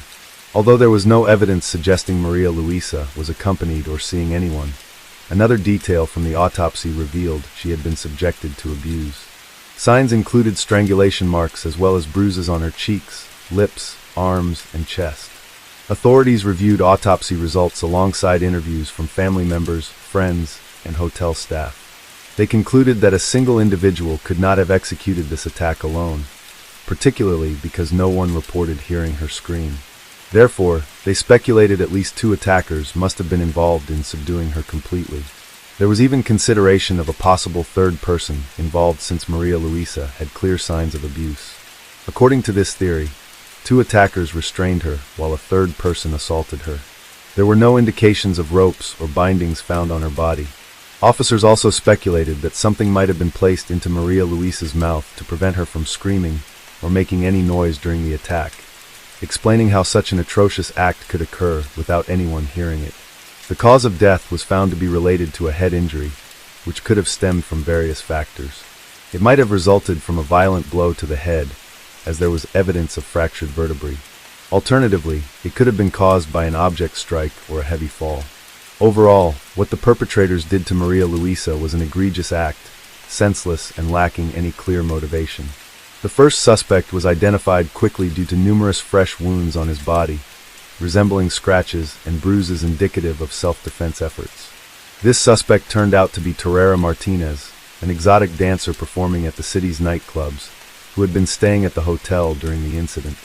He was detained while connections to the case were explored. His footprints matched those found at the crime scene, particularly in front of the bed on the black porcelain floor.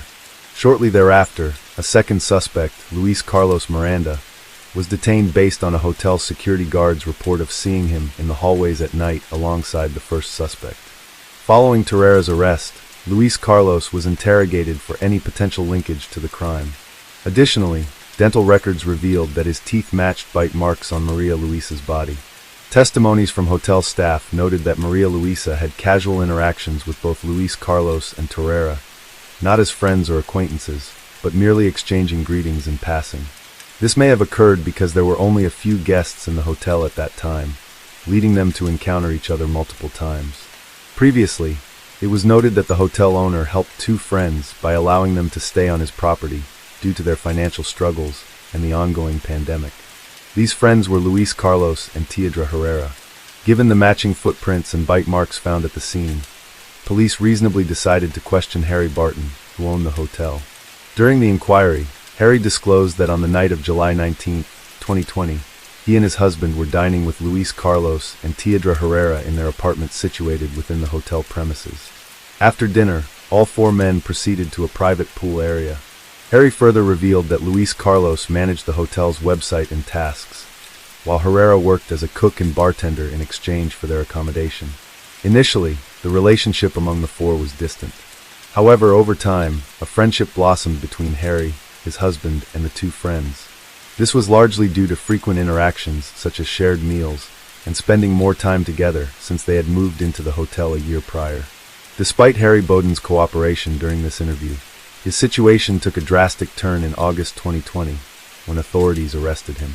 This action followed dental records confirming that 2 bite marks on the victim's body matched his teeth. This revelation brought further truths to light.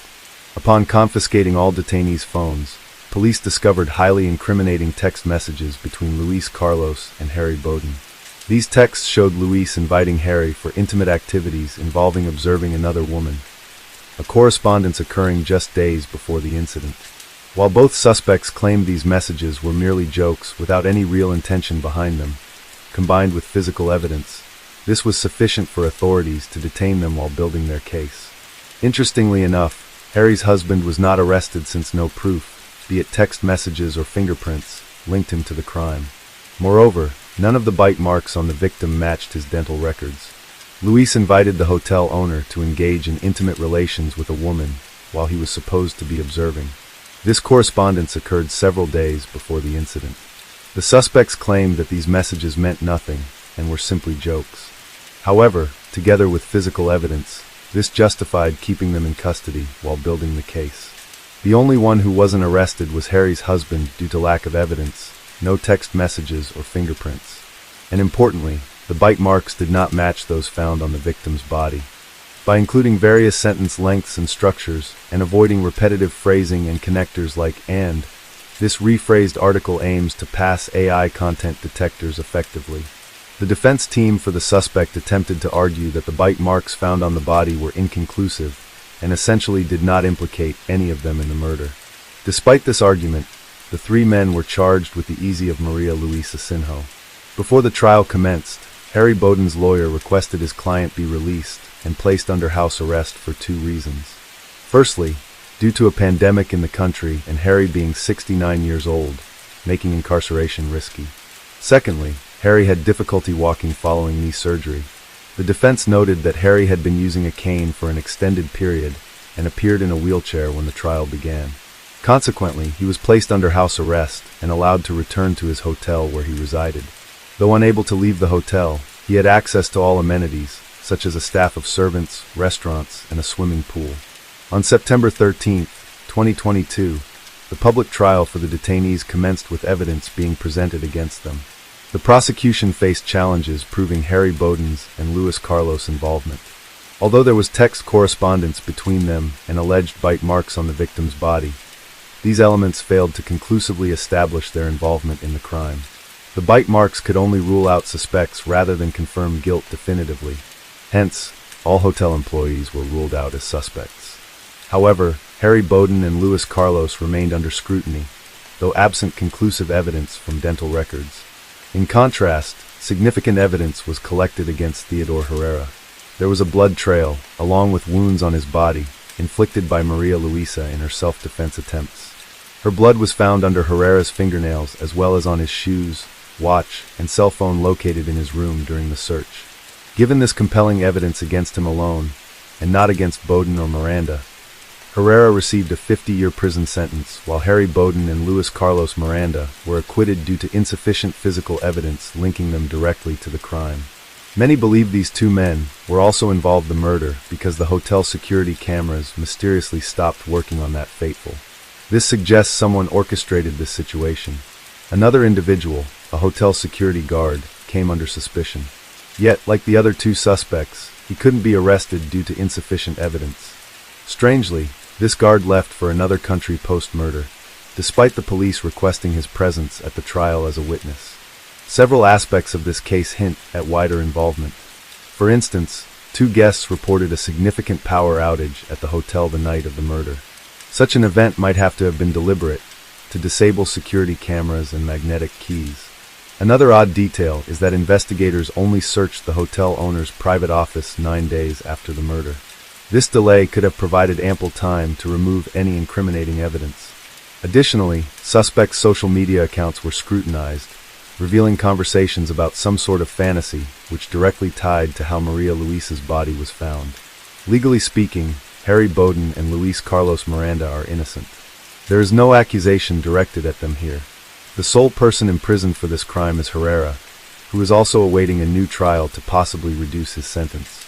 Although this case is technically resolved, the Asinio family believes there are lingering issues, some kind of concealment or defense mechanism in play. They mentioned receiving Maria Luisa's belongings soaked in blood from authorities, but couldn't comprehend why, since they hoped to preserve this evidence if new findings emerged. Despite being content with Herrera's conviction, they remain unsatisfied with the acquittal of Harry Bowden and Luis Carlos